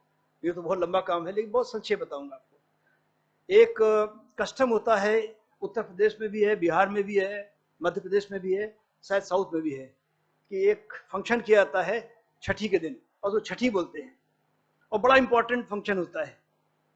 और उसकी विशेषता बताई गई है छठी की, कि छठी रात को लिख दिया विधना ने जो अंक, राई घटे न पल बढ़े रहो मनुष्य निशंक। यानी कोई चीज स्पेशल है जो छठे दिन छठी रात्रि को आती है। अब अगर आप नक्षत्रों में ध्यान देंगे तो पहला नक्षत्र जन्म तारा होता है, दूसरा संपत होता है, तीसरा विपत होता है, चौथा क्षेप हो गया, पांचवा प्रत्यय होगा, और छठे बोलते देवानुकूल। यानी छठी रात्रि को जो नक्षत्र आएगा वह है देवानुकूल, और यही नक्षत्र है इसका स्वामी आपको पिछले जन्म से जोड़ रहा है। तो आपका जो भी नक्षत्र है उसके स्वामी से छठा ग्रह जोड़ लीजिए, वो ग्रह है आपके पिछले जन्म से आपको जोड़ रहा है, जिसको मैं बोलता हूं अनुरक्त ग्रह या CPPL, central planet of the previous life. यानी ये प्लेनेट आपको आपके पिछले जन्म से जोड़ रहा है। इस जन्म की बात बता ही रहा है, उसका क्या इंपैक्ट इस जन्म में आ रहा है उसको दिखाएगा। जब कुंडली द्वारा लगा दो इनका प्रश्न, एक बार कुंडली सामने लगा जाए, वो वही वाली कुंडली। सर हम बताते हैं, धनु लग्न की कुंडली थी, सबके लिए ना, अब एक्सप्लेन करेंगे ना तो सबको दिखे नहीं, बात कैसे आएगी, फिर आनंद पूरा नहीं आएगा ना। चल वो लगा दो, फिर पहले वाली कुंडली लगा दीजिए। अरे लिखना है, 10 सेकंड और। तो ये छठी का जो दोहा है आप सबने सुना होगा मेरे ख्याल से। यस, वो थोड़ा वेरिएशन, मतलब मुद्दे वाली बात है कि जो लिख दिया गया है वो अटल है। अटल क्यों है? पिछले जन्म जोड़ रहा है, ये तो ऋणानुबंधन भोगना ही होगा, इससे बच नहीं सकते आप। बाकी अध्याय में कुछ भी कर लें, इसको भोगना पड़ेगा। इसीलिए मैंने रखा कि पिछले जिसकी आपकी ज्यादा अनुरक्त थी, जिसमें ज्यादा आसक्ति थी, जो काम करते रह गए, उसको इस जन्म में पूरा करना पड़ेगा आपको। जैसे कई लोग होते हैं सब कुछ किया, अब जैसे मैं अपना बताता हूँ, सिविल सर्विस में रहने के बाद क्या बीमारी थी मुझे कि सन 84 से अच्छी खासी नौकरी चल रही थी, एडीएम थे उस वक्त, आराम से काम करते बैठ करके, लेकिन नहीं, मन में नहीं, ये सीखना है, ज्योतिष सीखना है, साहित्य सीखना है। और जब तक पढ़ाना शुरू नहीं किया तो लगता कहीं मेरे मन में अभिलाषा नहीं मास्टर होना चाहिए। तो जब मास्टर बन गया तब चैन पड़ा, और रिटायरमेंट के बाद भी मास्टरी कर रहा हूँ। सर हम ये कह रहे थे, हाँ आप बताइए। इस धनु लग्न की कुंडली में आपने कहा था कि पंचम का संबंध होना चाहिए मंगल से जी। इस कुंडली में मंगल व्ययेश भी है। ये अलग बात है कि लग्नेश और अष्टमेश चंद्रमा दोनों व्यय भाव में है, लेकिन मंगल का अपने भाव से भी व्यय में चला जाना भी एक आश्चर्य की बात है। बहुत ही सुंदर प्रश्न किया आपने, बहुत ही सुंदर प्रश्न है। आपने ध्यान सुन लिया होगा, इन्होंने कहा कि इसमें मंगल व्ययेश भी है, 12th का लॉर्ड होकर के पंचम देख रहा है। और यही तो इसकी विशेष बात है कि शब्द ब्रह्म अतिवर्तते, जो साधारण नियम है वो नहीं लगेंगे, वो नियम टूट जाएंगे, कुछ नई चीज सामने आएगी। और दूसरी इसमें विशेषता क्या है कि दो विपरीत राजयोग बना दिए इसने उस तरीके से कि जब 12th का लॉर्ड नीच हो जाए और 8वें का लॉर्ड 12वें में चला जाए तो दो विपरीत राजयोग बन गए के साथ में। लेकिन उससे विशेष बात क्या है कि इसमें जो साधारण नियम है तो टूटने ही चाहिए। और खास बात इसमें यह है कि जब कभी मंगल कहीं से होके आए, पंचम से जुड़े, तो पिछले जन्म का पुरुषार्थ आपके सामने आने लगता है, वो कैसा भी क्यों ना हो। अब उसमें अंतर क्या आएगा कि अगर बहुत अच्छा होके आएगा तो बहुत अच्छे तरीके से चीज सामने आएगी, और थोड़ा बुरा प्रभाव लेकर आएगा तो बुरी परिस्थिति गुजर करके वो चीज सामने आएगी। जैसे इनको ये जो अनुभव हुआ उसकी कितना कष्ट उठाना पड़ा। राज परिवार में जन्म लेकर के बिल्कुल ऑर्डिनरी नौकरों से जिंदगी गुजारी, गरीबी में रहे, जब तक नौकरी अपनी नहीं आई तब तक गरीबी में अभाव में जीते रहे। इतना बड़ा परिवर्तन आया जीवन में। तो अगर यही मंगल बहुत स्ट्रांग रहा होता शायद ऐसा नहीं होता। तो ये से गुजरना ही था इनको, गुजर करके यहाँ तक पहुंचे, और फिर बीच बीच में कई बार अप डाउन होता रहा, और आखिर में सबने कह दिया तब तो ऐसे रिटायर हो जाओगे। रिटायरमेंट में दिन प्रमोशन होना, पूरे ड्यूज मिलना, पूरे सभी कुछ स्केल मिल जाना, और नॉट ओनली दिस, उसी दिन ऑर्डर आना कि आपको रिटायरमेंट इस कॉन्स्टिट्यूशन पोस्ट में लगाया जा रहा है। अद्भुत सी बात थी, अविश्वसनीय। मैं वही सामने बैठा हूँ जिसमें ऑर्डर आया, संयोग की बात, दोनों एक ही थे हम दोनों। मेरे सामने की बात थी कि जिस समय अब क्या हो, अब तो रिटायर होकर जा रहे हैं, अब तो लगता कुछ आएगा नहीं। मैंने कुछ और प्रतीक्षा कर लो भाई, वो भी जोशी मैं भी जोशी, कुंडली सामने रखी उनकी कि अब तो कोई लग नहीं रहा हैगा, हमने थोड़ी प्रतीक्षा करो भाई। और उतनी देर में फोन आया कहीं से कि साहब आपका सब क्लियर हो गया है। बड़े प्रसन्न हुए, खैर तुरंत मिठाई मंगाई, खाई गई, और थोड़ी देर खबर आई कि दूसरे दफ्तर से कि आपका अपॉइंटमेंट इस कॉन्स्टिट्यूशन पोस्ट पे हो गया है। Totally unbelievable. तो जब तक इस प्रकार के ऐसे संबंध होते नहीं कुंडली में जो नॉर्मल ना हो, एब नॉर्मल संबंध में एब नॉर्मल चीज सामने आती देखने के लिए। लेकिन आपका प्रश्न अद्भुत था, इसकी प्रशंसा करता हूँ। अब वापस चलो उस पर, अनुरक्त ग्रह पर, ताकि आप सभी अपने अपने अनुरक्त ग्रह को जान सकें, पहचान सकें, और कैसे एक्ट करें ये जान सकें, और आपकी किस चीज में अनुरक्त थी पिछले जन्म में, वो कौन सा फल अब देगी। पहले तो एक देखिए, इसको बोलते हैं ग्रह लीला है, अंग्रेजी में प्लेनेटरी लीला लिख दिया है, लेकिन सही ग्रह लीला है। ये कैसे एक्ट करती है इसको देखिए। मैंने कहा कि आपके जन्म नक्षत्र से छठा देखिए, तो पहले तो हम इससे उस विराट पुरुष की लीला देखते हैं। ये हमारा जो काल पुरुष कुंडली बनाते हैं, क्यों बनाते हैं? ये मानते हैं अगर इसको मोक्ष मिल गया होता उस काल पुरुष को, तो ये प्रकृति में कुछ होता ही नहीं, और उसका प्लेनेट है केतु। तो पहले आइए केतु पे। और केतु आप सभी जानते हैं, केतु बंधा हुआ है राहु से, बेचारा उससे भाग नहीं सकता है। तो दैट मीन्स जिस किसी का भी जन्म हुआ होगा, नहीं अभी बात बताता हूं, पहले केतु बंधा हुआ है राहु से। अब राहु देखिए किससे बंधा निकलेगा, याशिर को बताते चलते हैं। तो अगर आपने केतु की दशा में जन्म लिया है तो आपका अनुरक्त ग्रह राहु। कहने का तात्पर्य क्या, पिछले जन्म में आपने काफी कुछ उपलब्धियां हासिल कर ली, लेकिन अंत में कहीं माया के प्रपंच में फंसे रहे, और वो जो भोग की तरफ भागने की आपकी लालसा थी, उस कारण से इस जन्म में आपको लगातार कहीं अलग परिस्थिति में जन्म लेंगे और कहीं और पहुंचेंगे आप। और आपको डिसाइड करना पड़ेगा कितना भौतिक सुख चाहिए और कितना आध्यात्मिक। तो केतु बंधा हुआ राहु से, लेकिन राहु में जब किससे बंधा हुआ है, जब राहु है माया, और माया क्या करती है, भोग के लिए आपको प्रेरित करती है। तो अगर राहु में जन्म हो रहा है तो दैट मीन्स आपका अनुरूप होगा शुक्र। अगर भोग की इच्छा नहीं हो तो माया आपको कुछ बिगाड़ नहीं सकती, ठीक है ना। जब भोग की इच्छा होगी तभी तो माया आपको विचलित करेगी, अन्यथा माया विचलित कर ही नहीं सकती। अब अगर आपने शुक्र की दशा में जन्म लिया है तो आप क्यों फंसे होंगे इसमें, ये भोग की इच्छा कहाँ से आई, कैसे आई, कहीं न कहीं पे ज्ञान के बीच टकराव रहा होगा, उसको स्वीकार नहीं किया आपने। तो दैट मीन्स आपका अनुरक्त ग्रह होगा बृहस्पति।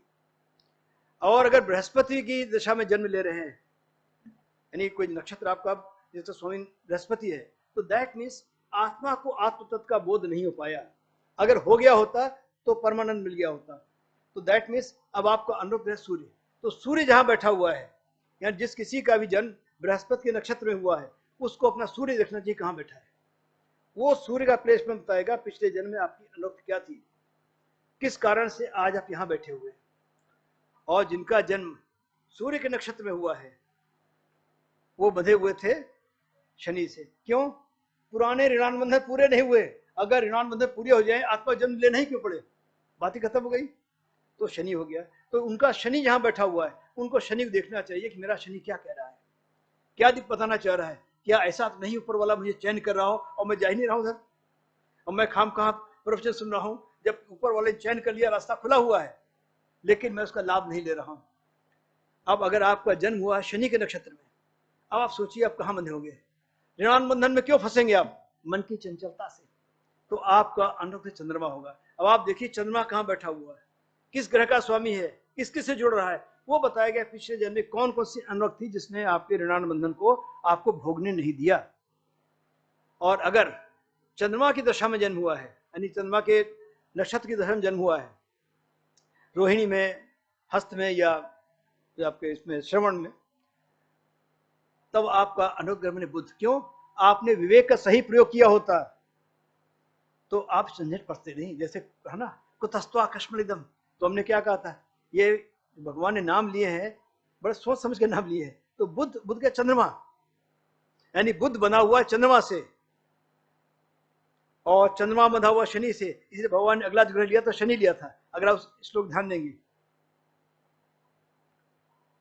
अब ये, और अगर बुध के नक्षत्र में आप जन्म लिया है तो आपका कहीं न कहीं पे कर्तव्य पूरा नहीं पाया, तो आपका अनुग्रह हो गया मंगल। और अगर मंगल के नक्षत्र में जन्म लिया है आपने, यानी कि चित्रा में, मृगशिरा में या धनिष्ठा में, तो आपका फिर बनेगा जाकर के अनुग्रह केतु, और ये सर्किल पूरा हो गया, और आदमी इसी माया में लगातार चलता रहता है। और इसमें अद्भुत बात ये होती है कि एक ग्रह से आप दूसरे ग्रह के बारे में जान सकते हैं कि कौन आपको कहाँ ले जा रहा है। और अगर मेरा जन्म इस नक्षत्र में हुआ है तो कौन सा ग्रह मुझे बांध रहा है अपने ऋणान बंधन के ले जा रहा खींच खींच करके। हालांकि इसमें बहुत लंबा टाइम लगेगा कि एक एक ग्रह को बताऊंगा कि ये ग्रह यहाँ बैठा हुआ तो क्या फल देगा, लेकिन कोशिश करूंगा कि कल आपको इसके जो मेन पॉइंट बता दूं कि जैसे मान लिया आपका बुध आपका अनुरक्त ग्रह है तो लग्न बैठा हुआ तो ये फल देगा, और अगर छठे घर बैठा हुआ ये फल देगा। मोटा मोटी धर्म त्रिकोण में है तो ये, अर्थ त्रिकोण में ये, काम त्रिकोण में ये फल देगा, और मोक्ष त्रिकोण में है तो ये फल देगा। तो इस प्रकार से आपको मैं इसके कुछ बुलेट पॉइंट दिखा दूंगा। आशीष 9 में दिखा दोगे? नहीं बोलिए। तो 9 ग्रहों के आपको बुलेट पॉइंट दिखा दूंगा ताकि आप ये जान सकें कि मेरी कुंडली में मेरा अनुरक्त यहाँ बैठा हुआ है तो मेरी अनुरक्त पिछले जन्म इस चीज में थी। अब इस चीजों को अगर ठीक कर लूं तो मेरी आगे की यात्रा बहुत आराम से हो जाएगी। और यहाँ पे ज्योतिष में कभी ये नहीं कहा गया है कि अपना घर द्वार छोड़ के सन्यासी हो जाइए ना, ये इसका कहीं तात्पर्य था। इसका तात्पर्य आपको राजा जनक बनाना है कि अपने सभी दायित्वों का पालन करें और धर्म का भी पालन करें, छोड़े एक भी चीज नहीं। कहीं पर से ये तो कहा ही नहीं गया, क्योंकि अंतिम जो उपदेश देता है आचार्य आपको विद्या पूरी करने बाद में, वो कहता प्रजातंतु मां वेच्छेसी, विवाह करना है, परिवार बनाना है। ये कभी नहीं कहा सन्यासी बन जाइए आप। और अगर संसार में नहीं रहना है, सब करना है, आपने जाके ड्रामे ही करने हैं कि सफेद कपड़े पहन के मठ बनाना है, तो भाई फिर यही रह जाओ, मत जाओ उधर। कि चाणक्य एक बड़ा अच्छा सूत्र है, मुझे कहा भी रहा नहीं जा रहा मुझसे, कि नराणाम नापितो धूर्ता, कि आदमियों के बीच में जो बार बार काम करता है धीरे धीरे वो काफी श्रूड हो जाता है समय के साथ में। पक्षिणांच बायसा है, और पक्षियों में कौवा धूर्त हो जाता है। दष्ट्राण सुश्रगालस्तु, जितने चीर फाड़ खाने वाले में जो सियार होता है बहुत ही धूर्त होता है। एंड श्वेत वस्त्र तपस्विनाम, जो अपने तपस्वी डिक्लेयर कर दे, मठ में बैठ जाए और अपने आप गेरुआ ना पहने, नेवर बिलीव। कहीं ना कहीं कुछ गड़बड़ सामने जरूर आएगा, क्योंकि अगर आपने गेरुए पहन लिए, आपका नाम बदल गया, आपके नाम पर संपत्ति नहीं होगी, फिर आपका उत्तराधिकारी आपका पुत्र नहीं होगा, पत्नी नहीं होगी, बेटा बेटी नहीं होगी। लेकिन यहाँ क्या होगा, अगर 4000 करोड़ संपत्ति बना ली है तो उसके बाद में नारायण सहायक हो जाएगी, नारायण सहायक उसकी बेटी हो जाएगी, शिष्य को नहीं मिलेगी। लेकिन अगर आपने कौपीन धारण कर ली है, गेरुआ पहन लिया है, तो आपके बाद आपके शिष्य को जाएगी, परिवार को नहीं जाएगी। अब दूसरी बात देखिए इसमें कि जब पूरे जन्म हम जिस चीज को स्मरण करते रहते हैं ज्यादा, जिसमें हमारी अनुरक्त रहती है, वो मरते समय तक पीछा करती है हमारा, और अगले जन्म में वही कारण बनती है हमारे अनुरक्त ग्रह का। तो ये भी बहुत ही अद्भुत श्लोक है। इसमें जो लोग समझते अर्थ लगाते हैं कि मरते समय में, लेकिन इनका तात्पर्य अंतकाल तक जिस भाव का स्मरण करता रहता है, अंत में उसी को प्राप्त होता है। ये नहीं कि अंतिम क्षण में आपने कह दिया राम तो आपका सब समाप्त हो गया, नो। लेकिन अगर पूरे जीवन मरते समय तक राम कहते रहे हैं तो राम को प्राप्त हो जाएंगे। तो ये अनुरक्त यही बताता है कि आपकी अनुरक्ति पूरे जीवन भर ये थी, कुछ क्षण के लिए नहीं थी, कुछ वर्षों के लिए नहीं थी, कुछ सप्ताह के लिए नहीं थी, पूरे जीवन जिसकी अनुरक्त रही उसको वो अनुरक्त दिखाता है। नेक्स्ट लगा दो। तो मेरे ख्याल से अनुरक्त कैसे कैलकुलेट सबको समझ में आ गया ना, या आशीष को? हाँ, तो दिखा भी दिया आपको, सबने उसे जोड़ ली सब कि मेरा ग्रह ये है तो मैं यहाँ पहुंचूंगा। ये अगर चंद्रमा के नक्षत्र में जन्म लिया है तो आपका अनुग्रह होगा बुध, तो उसे छठा गिनते रहिए। अगर सूर्य के नक्षत्र जन्म लिया तो क्या बनेगा? सिंपल काउंट करिए छठा वहां से। तो जिस भी नक्षत्र के लार्ड में जन्म लिया है उसे छठा ग्रह जोड़ लिए, वो आपका अनुग्रह ग्रह बनेगा। वो आपकी कुंडली को आपकी पिछले जन्म से जोड़ेगा कि पिछले जन्म में आपकी अनुग्रह किसमें थी और उसको आपने क्या करके आए हैं और अब क्या करेंगे, तो उससे बात बराबर रहेगी। तो जैसे राहु है सीपीपीएल शुरू किया है, तो ये पहली बात सामने आई कि अगर केतु की दशा में जन्म हुआ तो आपका राहु सीपीएल बनेगा। अब राहु क्या है? ये प्रतीक है आपके अहंकार का, कर्तापन के बोध को दिखाता है। तो जिनका भी राहु सीपीपीएल, दैट मींस पिछले जन्म में भी आपके मन में लगातार अहंकार रहा है, और इस जन्म में जब तक उस अहंकार का हनन नहीं करेंगे, निर्माण मोहा, जब तक उस स्टेज नहीं पहुंचेंगे, गतसंग दोषा, जब उस स्टेज पहुंचेंगे तब राहु सीपीपीएल से आपका उद्धार होगा, अन्यथा ऋणान बंधन चलता रहेगा। दूसरी, एक आदमी के अंदर एक इच्छा होती है, कामना होती है कि संसार का सभी वैभव मेरे पास होना चाहिए, क्योंकि पिछले जन्म में भी ही चल रहा था, इस जन्म में चीज कंटिन्यू कर रही है, ये संपत्ति मेरे पास होनी चाहिए। मैंने अब तक ऐसा एक भी आदमी नहीं देखा जिसका राहु अनुरक्त ग्रह हो और उसके घर में बड़ी अच्छी चीज रखने की इच्छा न हो। वो जाएगा सोच से बढ़िया स्टाइलिश चीज लाएंगे, कुर्सी भी लेने जाएगा तो कोशिश करे सर बढ़िया वाली कुर्सी इस टाइप की होती है वो लेके घर आऊं।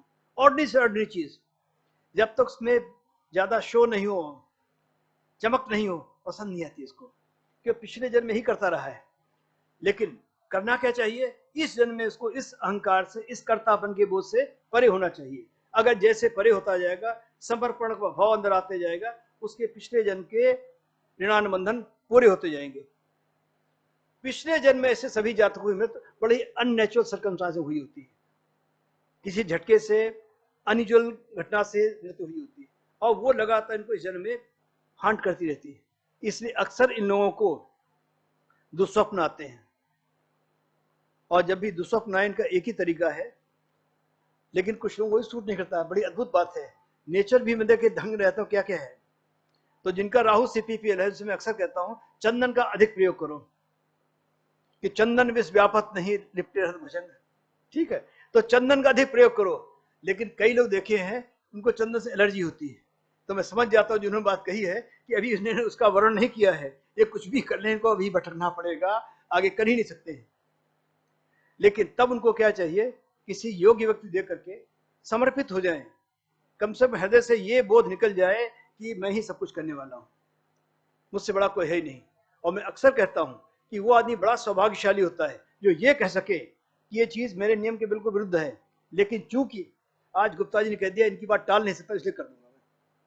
दैट मीन्स कि कहीं तो आप सरेंडर करने तैयार हैं, आपके अंदर कितना ही बड़ा बोध हो मैं बहुत बड़ा करता हूं, एक आदमी जिसके सामने आप सरेंडर करने तैयार हैं, जिसको अपना अग्रज मान लेते हैं, पितावत मान लेते हैं, गुरुवत मान लेते हैं, और उसकी बात को समर्पित हो जा करके आप कर लेते हैं। जैसे ये करते हैं तो पुराना ऋणान बंधन समाप्त होने लगता है। नेक्स्ट लगाओ। हाँ, एक बड़ा डेडली कॉम्बिनेशन है, अगर सीपीपीएल या अनुरक्त ग्रह आपका राहु है और उस आदमी का बृहस्पति भी दशम भाव में है, ऐसे व्यक्ति का अहंकार बड़ी चरम सीमा पर होता है, वो अपने सामने किसी को सुनना नहीं चाहता है।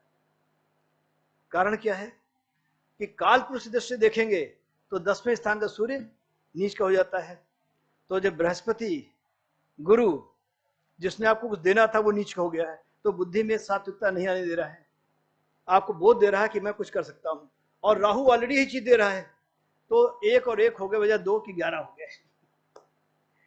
ऐसे लोगों को जितनी जल्दी हो सके किसी भी योग्य व्यक्ति को गाइड बना लेना चाहिए। अगर गुरु नहीं बनाते, गाइड बना लें, और कम से एक आदमी हो जिसकी आगे बात मान लें आप। अगर नहीं मानते हैं तो इनका ऋणानुबंधन लगातार बढ़ता रहता है। और ये इन जनरल भी अगर बृहस्पति दशम भाव में है, ऐसे व्यक्तियों को समर्पण करना सीख लेना चाहिए। हालांकि अच्छा कॉम्बिनेशन है, सुख सुविधा देता है, लेकिन अगर दशम में बृहस्पति है तो आपके अंदर कहीं अहंकार भी जागृत करता है, क्योंकि काल पुरुष से नीच का हो रहा है। लेकिन अगर ऐसे व्यक्ति कहीं भी किसी व्यक्ति में श्रद्धा ले आते हैं, समर्पित हो जाते हैं, फिर मैंने ऐसा देखा है कि इनकी साधना की लिमिट नहीं होती है। फिर ये अनेक सिद्धियां प्राप्त करते हैं, सभी विधाएं जान जाते हैं, और फिर जीवन में बहुत उन्नति करते हैं। तो दोनों बातें हैं। यही गुरु हाँ मकर का होकर राहु के साथ जब षष्ठ में चला जाए, हाँ, तब क्या होगा सर? क्योंकि वहां नीच भी हो जाएगा, षष्ठ में भी चला जाएगा, राहु युक्त भी हो जाएगा। बहुत ही अद्भुत प्रश्न फिर से किया आपने, बहुत ही अद्भुत प्रश्न है। अगर राहु के साथ छठे घर में बृहस्पति पहुंच गया और मकर का है, तो बड़ी अद्भुत चीज होती है। ऐसे लोगों को मैं कहता हूं कि पथभ्रष्ट योगी, पिछले जन्म में बहुत अच्छी साधना करके आए हैं, लेकिन अंत में कहीं पर भटक गए, गुरु से विमुख हो गए, लेकिन गुरु ने फिर भी आशीर्वाद दिया। क्या होता है ऐसे व्यक्तियों में? तीन बातें बड़ी अद्भुत होती हैं, और मेरी अपनी देखी हुई है, इसलिए मैं पूरी विश्वास और उसके कह सकता हूँ निष्ठा के साथ में। ऐसे व्यक्ति अगर किसी को ट्रीट करना शुरू करें तो पानी भी पिलाएंगे, वो औषधि का काम करेगा। कभी आजमा के देख लिए, किसी व्यक्ति का नीच का बृहस्पति अगर छठे स्थान में बैठा और राहु के साथ बैठा हुआ है, वो व्यक्ति किसी को भी अटेंड करना शुरू करे, वो तुरंत ठीक हो जाएगा। क्यों? कारण है, पिछले जन्म के जो गुरु थे वो वैद्य भी थे, और उन्होंने इस व्यक्ति को ज्योतिष, वैद्यक प्लस आध्यात्मिक विद्याएं तीनों चीज सिखाई। लास्ट में ये गुरु को छोड़ चले गए। एज ए रिजल्ट गुरु ने फिर भी आशीर्वाद दिया, कोई बात नहीं बेटा जाओ। लेकिन अब अंतर क्या आ गया, इस जन्म में इनको स्मृति नहीं है, लेकिन गुरु का आशीर्वाद साथ चल रहा है, तो उसने तीन आशीर्वाद दिए ऐसे लोगों को। और आप कभी भी आजमा के देख लीजिए, मेरा दावा है गलत नहीं निकलेगा। ऐसे व्यक्ति को आप जंगल बैठा दिए, उनको जब भोजन की इच्छा होगी उनको भोजन मिलेगा, मनचाहा भोजन मिलेगा, और साथ में चार आदमी उनको ही मिलेगा, कभी भूखे नहीं रहेंगे, कहीं से भी आए भोजन मिलेगा इनको।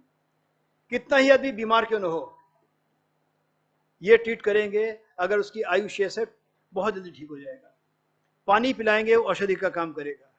और तीसरी बात, जो पिछले जन्म की साधना फलीभूत हो रही लेकिन निगेटिव वे में, अगर किसी को उन्होंने क्रोध में आकर के, आक्रोश में आकर के कुछ अपशब्द कह दिए, तो वो उसके लिए बड़े ही दुखदायी हो जाएंगे। जैसे मान लिया कह दिया इसका तो एक्सीडेंट होगा, अवश्य होगा, फल उसके थे, लेकिन होता क्या है, कुछ उसका कहना चाहिए अकर्म इधर भी ट्रांसफर हो जाता है। तो ऐसे व्यक्तियों को चाहिए कभी भी किसी के बारे में कोई भी अमंगल कामना न करें। अगर क्रोध में भी कह दिया फलीभूत हो जाएगी, they should not do it. तो ये बड़ा ही अच्छा योग भी है और बुरा भी है। बुरा इन द सेंस कि जब जब आप किसी को निगेटिव प्रेडिक्शन देंगे, निगेटिव कहेंगे, वो हो जाएगा, लेकिन कहते ही उस आदमी के आधे पाप आपको ट्रांसफर हो जाएंगे। जैसे कहा ना, कहीं की जगह पे आधा चीज ट्रांसफर हो जाती है, आप सुना होगा, राजा राष्ट्र कृतम भुंगते राज्ञा पापम पुरोहिता भरता स्त्री कृतम पापम, तो बिना करे हुए है, और शिष्य पापम गुरु था। तो यहाँ पर क्योंकि पिछले जन्म के गुरु को दिया आशीर्वाद है, वो बन के आ रहा है सामने, अगर कुछ गलती अब करोगे तो मल्टीप्लाई होकर मिलती रहेगी। तो ऐसे लोगों को कभी भी किसी को कुछ भी जिसको हिंदी के कोर्स दिया इन्होंने, ऐसा नहीं करना है। Never curse anybody, come whatever may be. तो that takes care of Rahu and Jupiter in 10th house and 6th house also. और मेरे ख्याल 10 मिनट बचे हैं, कोई और प्रश्न ले लिया जाए कि और किसी को एक प्रश्न है? क्यों आज राहु कर दिया, कल फिर दूसरा अगला शुरू करेंगे। मेरे ख्याल कोई प्रश्न, सभी संतुष्ट हैं, बड़ी अद्भुत बात है। आइए मैं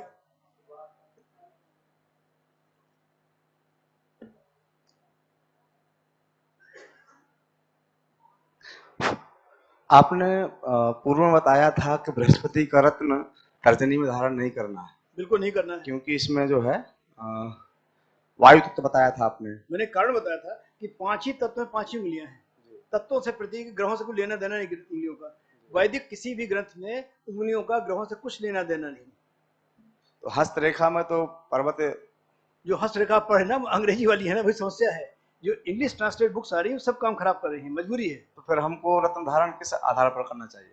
हमने एक का बताया, आप किसी भी वैदिक ब्राह्मण पर बढ़ जाइए, यज्ञ कर रहा होगा वो आप देखिए इस उंगली पवित्री पहनी होगी, ठीक है, आपके जी। विवाह में इसमें ही पहनाते हैं। जी हवन करते हैं तो कहते हैं ये उंगली टच नहीं होनी चाहिए, जी बिल्कुल। कहा नहीं जाता नहीं, जी माला फेरते हैं ये उंगली टच नहीं होनी चाहिए।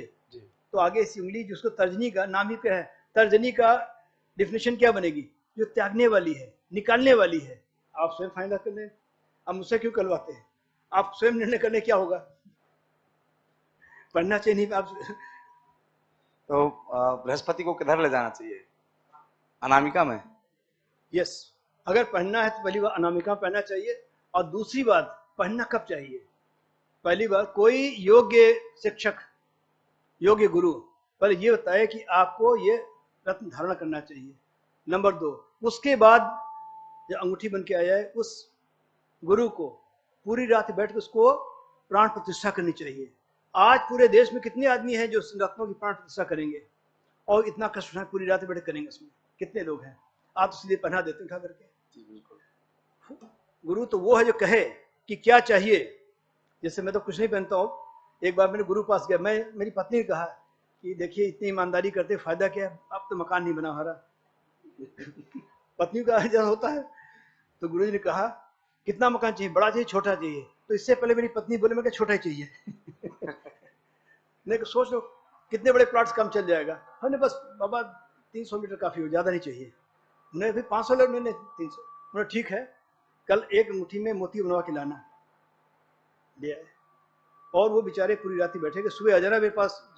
जाड़े की रात 4:30 बजे वो पूरी रात जग रहे थे। मैं 3 बजे उठा, नहा धो पहुंचा घर पे, बिल्कुल जागते बैठे हुए थे। और उसके अभी पहनो और 40 दिन के अंदर तुमको मकान मिलेगा। और यही हुआ। एक गवर्नमेंट की स्कीम आई जिसमें मैंने अप्लाई नहीं किया था। चेयरमैन ने मुझे बुलाया कि भाई आपने अप्लाई नहीं किया, बिना आपको दिए हुए हम आगे नहीं बढ़ाएंगे। जबरदस्ती साइन कराए और मुझे 300 मीटर प्लॉट अलॉट कर दिया गया विदिन 40 डेज। तो ये होता है मंत्र की शक्ति। और उन्होंने इस अनामिका पहनाया था, इस अनामिका पहनाया था, या नहीं पहनाया था। और एक और है, उन्होंने नीलम पहना इसी उंगली में। पहले स्वयं 1 महीने पहना। एक सज्जन थे, कैंसर हो गया था, मरने वाले थे, उनका नीलम पहनना होगा। और बड़े देश के बड़े प्रख्यात आदमी, सभी जानते हैं, नाम उनका नहीं लूंगा। और डॉक्टर के कोई होप नहीं है, उनका नीलम लाओ और आपको दिखाने, पहले मैं खुद पहनूंगा 1 महीना, फिर आपको दूंगा। उन्हें प्राण प्रतिष्ठा की। और इस उंगली में, जिसको आप लोग कभी सुनना पसंद नहीं करें, नीलम पहना। 1 महीने पहने रहे, 1 महीने उतार के उनको दिया, और 1 महीने बाद दोबारा गए डॉक्टर के पास। डॉक्टर ने कहा आपको कैसे घट रहा है, ये कैसे चमत्कार हुआ? तो बाबा ने कहा कि ये मंत्र की शक्ति है, लेकिन मंत्र को मंत्र समझो तब ना। आजकल मंत्र व्यवसाय बना दिया है। और उन्होंने मुझसे ये भी कंडीशन लगाई थी कि जब तक मैं जीवित हूं आप मेरा नाम किसी नहीं बताएंगे। ये जो घटनाएं देख रहे हैं किसी बताएंगे नहीं।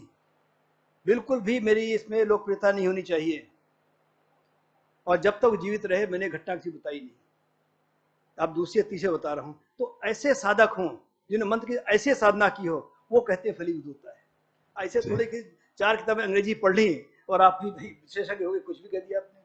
और जो कहते थे कि ऐसा करके दिखाऊंगा, इस टाइम में करके दिखाऊंगा, ऐसे उनकी कई और घटनाएं हैं। उनका ये फल होगा, इतने दिन में हो जाएगा, और ऐसा ऐसा होगा, और उस पीरियड में करके दिखाया। लेकिन कंडीशन को यही थी कि मेरे जीवन में घटनाएं बाहर नहीं जानी चाहिए, क्योंकि ये विद्या इसके लिए नहीं कि लोकेशन बढ़ाए, बिल्कुल इसके लिए नहीं है, प्रचार के लिए नहीं है, साधना के लिए। जो कोई जिज्ञासु है, साधक है। मैं 2 साल उनके पास जाता रहा कि कुछ सिखा दिए मुझे कुछ नहीं आता। आजकल तो टीवी खोलिए खुद मेरे पास, मैं कुंडली जागृत कर दूंगा आपकी। वो 2 साल मुझसे कहते रहे मुझे कुछ नहीं आता, आपको ज्यादा आता है। तब मैं गलती से अपनी संस्था कंट्रोलर ऑफ एग्जामिनेशन था कि अरे आप तो कंट्रोलर हैं, मैं आपको क्या बताऊं ज्योतिष। लेकिन मैंने जाना नहीं छोड़ा, क्योंकि आंखों में चमक थी जो प्रभावित कर रही थी। ये आदमी विशेष हैं। 2 साल के बाद एक उनका मन प्रसन्न हुआ, पर उनके दरवाजा बंद किया अंदर से। बोले आज जो सुन रहे हो, जब तक मैं जीवित हूं इसके बारे में चर्चा नहीं करोगे। मैंने ठीक है। फिर उन्होंने कुछ थोड़ा मोड़ा बताया जो मैंने कान तक पहुंच पाया, और अवस्था के अनुसार जितना मैं ग्रहण कर सका। मेरी अयोग्यता थी कि ज्यादा ग्रहण नहीं कर सका। और दूसरा, सरकार ने मेरे साथ बड़ा गलत किया कि मेरा ट्रांसफर कर दिया बाहर, अंडमान चला गया मैं। अन्यथा शायद कुछ ज्यादा सीख लेता। लेकिन उस थोड़े समय जो सिखाया उन्होंने अब तक काम आ रहा है। और जो बातें कही वो कहते थे बिल्कुल ऐसा होगा, कोई इफ एंड बट नहीं इसमें, लेकिन उनका इतनी साधना है। एक मंत्र बताया मुझसे, कहा कि कल आना, और इतनी पढ़ के आना। हम तो पहुंचे कि क्या वो नींद आ गई, कमाल के, इसमें क्या बात थी। अरे रात को बैठते 11 बजे और सुबह 5 बजे पूरा कर लेते और मुझे मालूम था आप नहीं करोगे, इसलिए मैंने किया। आपके बिहार पर मैं बैठा रहा हूं, मैंने किया। तो इस प्रकार के निस्वार्थ इच्छा जो मैंने करने के लिए, तब साधना फलीभूत होती है। तब जो कहा तब वो वाक शुद्धि होती है, उससे वाक सिद्धि आती है। अब न वाक शुद्धि है, सिद्धि आएगी कहां से। आशा है आप संतुष्ट हो गए होंगे। जी बिल्कुल। धन्यवाद। तो गुप्ता जी अब माइक आपका। गुरु जी एक प्रश्न है जी। गुरु जी जैसे भी आपने बताया अब हटवा कुछ जी, अभी गुरु जी आपने जैसे बताया कि अनामिका उंगली में अपन जो है मतलब रत्न पहन सकते, तो कोई सा भी रत्न, हाँ लेकिन गुरु जी उसको विधिवत प्रतिष्ठित करके और कोई सा भी रत्न फिर पहन सकते हैं अनामिका उंगली में? अच्छा ठीक है, प्रतिष्ठित होकर के अच्छे तरीके से उसको प्राण प्रतिष्ठा करा के विधिवत उसकी प्रतिष्ठा करा के फिर उसको पहन सकते हैं, तो उसका इफेक्ट होगा उसमें। एक और गुरु जी जी जी जी प्रत्यक्ष आपने देखा मतलब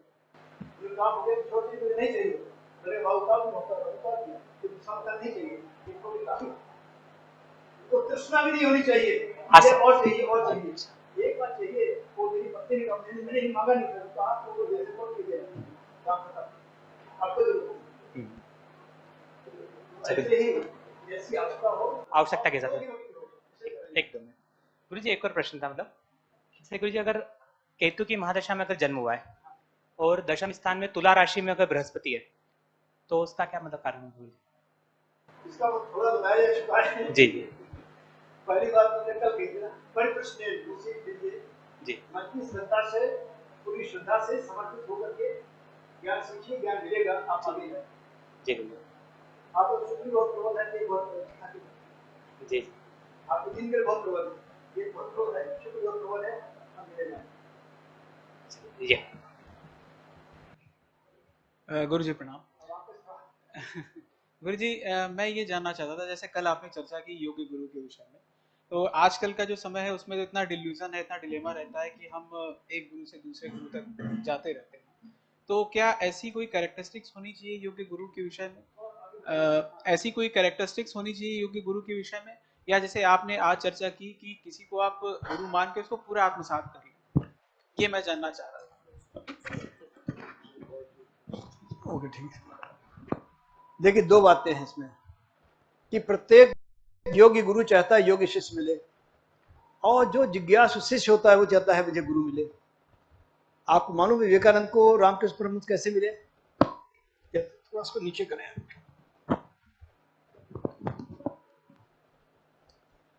विवेकानंद पता है किस किस के पास गए, और उस समय पर ये महर्षि देवेंद्रनाथ का बहुत नाम था, रविन्द्रनाथ के दादाजी, अब सही में बहुत योगी व्यक्ति थे, बल्कि लोग कहते हैं कि उनका किया हुआ काम रविन्द्रनाथ काम आता रहा है, कि उनको अंग्रेजी में नहीं लिखा, बंगला में लिखा, संस्कृत लिखा उन्होंने, ये बहुत ही योगी व्यक्ति थे।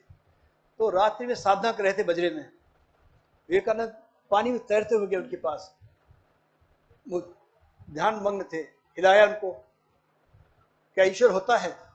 बंगला में पूछा, उन्होंने कहा बैठो बताते हैं, उनका नहीं कोई जरूरत नहीं, वापस कूद गए। अरे सुनो से कोई जरूरत नहीं, भटकते रहे, पहुंचे रामकृष्ण के पास में, क्या ईश्वर होता है? उन्होंने हाथ पकड़ लिया, ये भूल जा, होता नहीं, तुझे देखना है, अभी देखना बता। बस दोनों का संबंध बन गया। और रामकृष्ण को तोतापुरी कैसे मिले, लंबी कथा लिख कल सुनाऊंगा, बहुत टाइम हो जाएगा, लंबी कथा लिख कल जरूर सुनाऊंगा, और उससे पता लगेगा कि ज्ञान की कोई सीमा नहीं होती, और कभी भी कोई ये नहीं कह सकता मैं अब आज पूर्ण हो गया हूं, कौन सी विधा रह गई ये पता नहीं होती। लेकिन प्रकृति स्वयं ढूंढती है कि योग्य व्यक्ति मिले, उसको मैं चीज दे दूं। तो जिस समय पर आपके भी पुराने राम जागृत होंगे, कोई व्यक्ति स्वयं आके मिल जाएगा आपको, या आप स्वयं ढूंढते खोजते पहुंच जाएंगे। ठीक है, उसमें जो आपने ग्रहण नक्षत्रों के अनुसार प्रश्न लगन में फल बताया था। जैसे मूल अगर नक्षत्र है उस समय, तो उस समय देवताओं ने जो है असुरों के मूल उच्छेदन की योजना बनाई थी। तो उस वही भाव जो है उस आदमी के साथ भी घटित होने वाला है।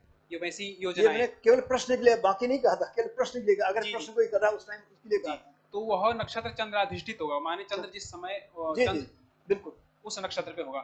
लेकिन चंद्र मेरा में दो बातें, मैंने दो बातें, एक तो चंद्रमा उस पे, अदरवाइज उसकी प्रॉमिनेंस आपको प्रश्न में नजर आ रही है। जी जी मतलब कार्येश वहां बैठा हुआ है, किसी तरीके से मूल का संबंध बन रहा है, तो जी। क्या होगा प्रश्न में, कार्य संबंध बनेगा या अदरवाइज किसी इंपॉर्टेंट हो रहा हो। अगर ऐसा हो रहा है तब ऐसा होगा कि इसका कार्य नष्ट होने वाला है। जी। तो इस प्रकार जो भी कहा गया उसको उसी तरीके से समझना चाहिए। लेकिन प्रश्न ये है गुरुजी कि केवल चंद्राधिष्ठित नक्षत्र का ही फल होगा या और ग्रह भी तो नक्षत्रों पे रहते हैं, उनका फल सबका भी मैंने क्या रिपीट किया, मैंने कहा अगर मूल पे कार्येश बैठा हुआ है या मूल किसी और कारण से उस पूरी प्रश्न कुंडली में प्रोमिनेंट हो रहा है तब ये फल होगा। मैंने चंद्रमा की बात तो खाली ये नहीं कि चंद्रमा बैठा तभी होगा, केवल चंद्र के नक्षत्र से नहीं बल्कि अन्य ग्रहों के नक्षत्र किसी तरीके से अगर मूल की प्रोमिनेंस नजर आ रही है उस कुंडली में तो समझिए। मोस्टली क्या होता है, चंद्रमा बैठा हो या लग्न में आ गया हो या कार्येश में बैठा हो तो उससे इंपॉर्टेंस नजर आ रही है।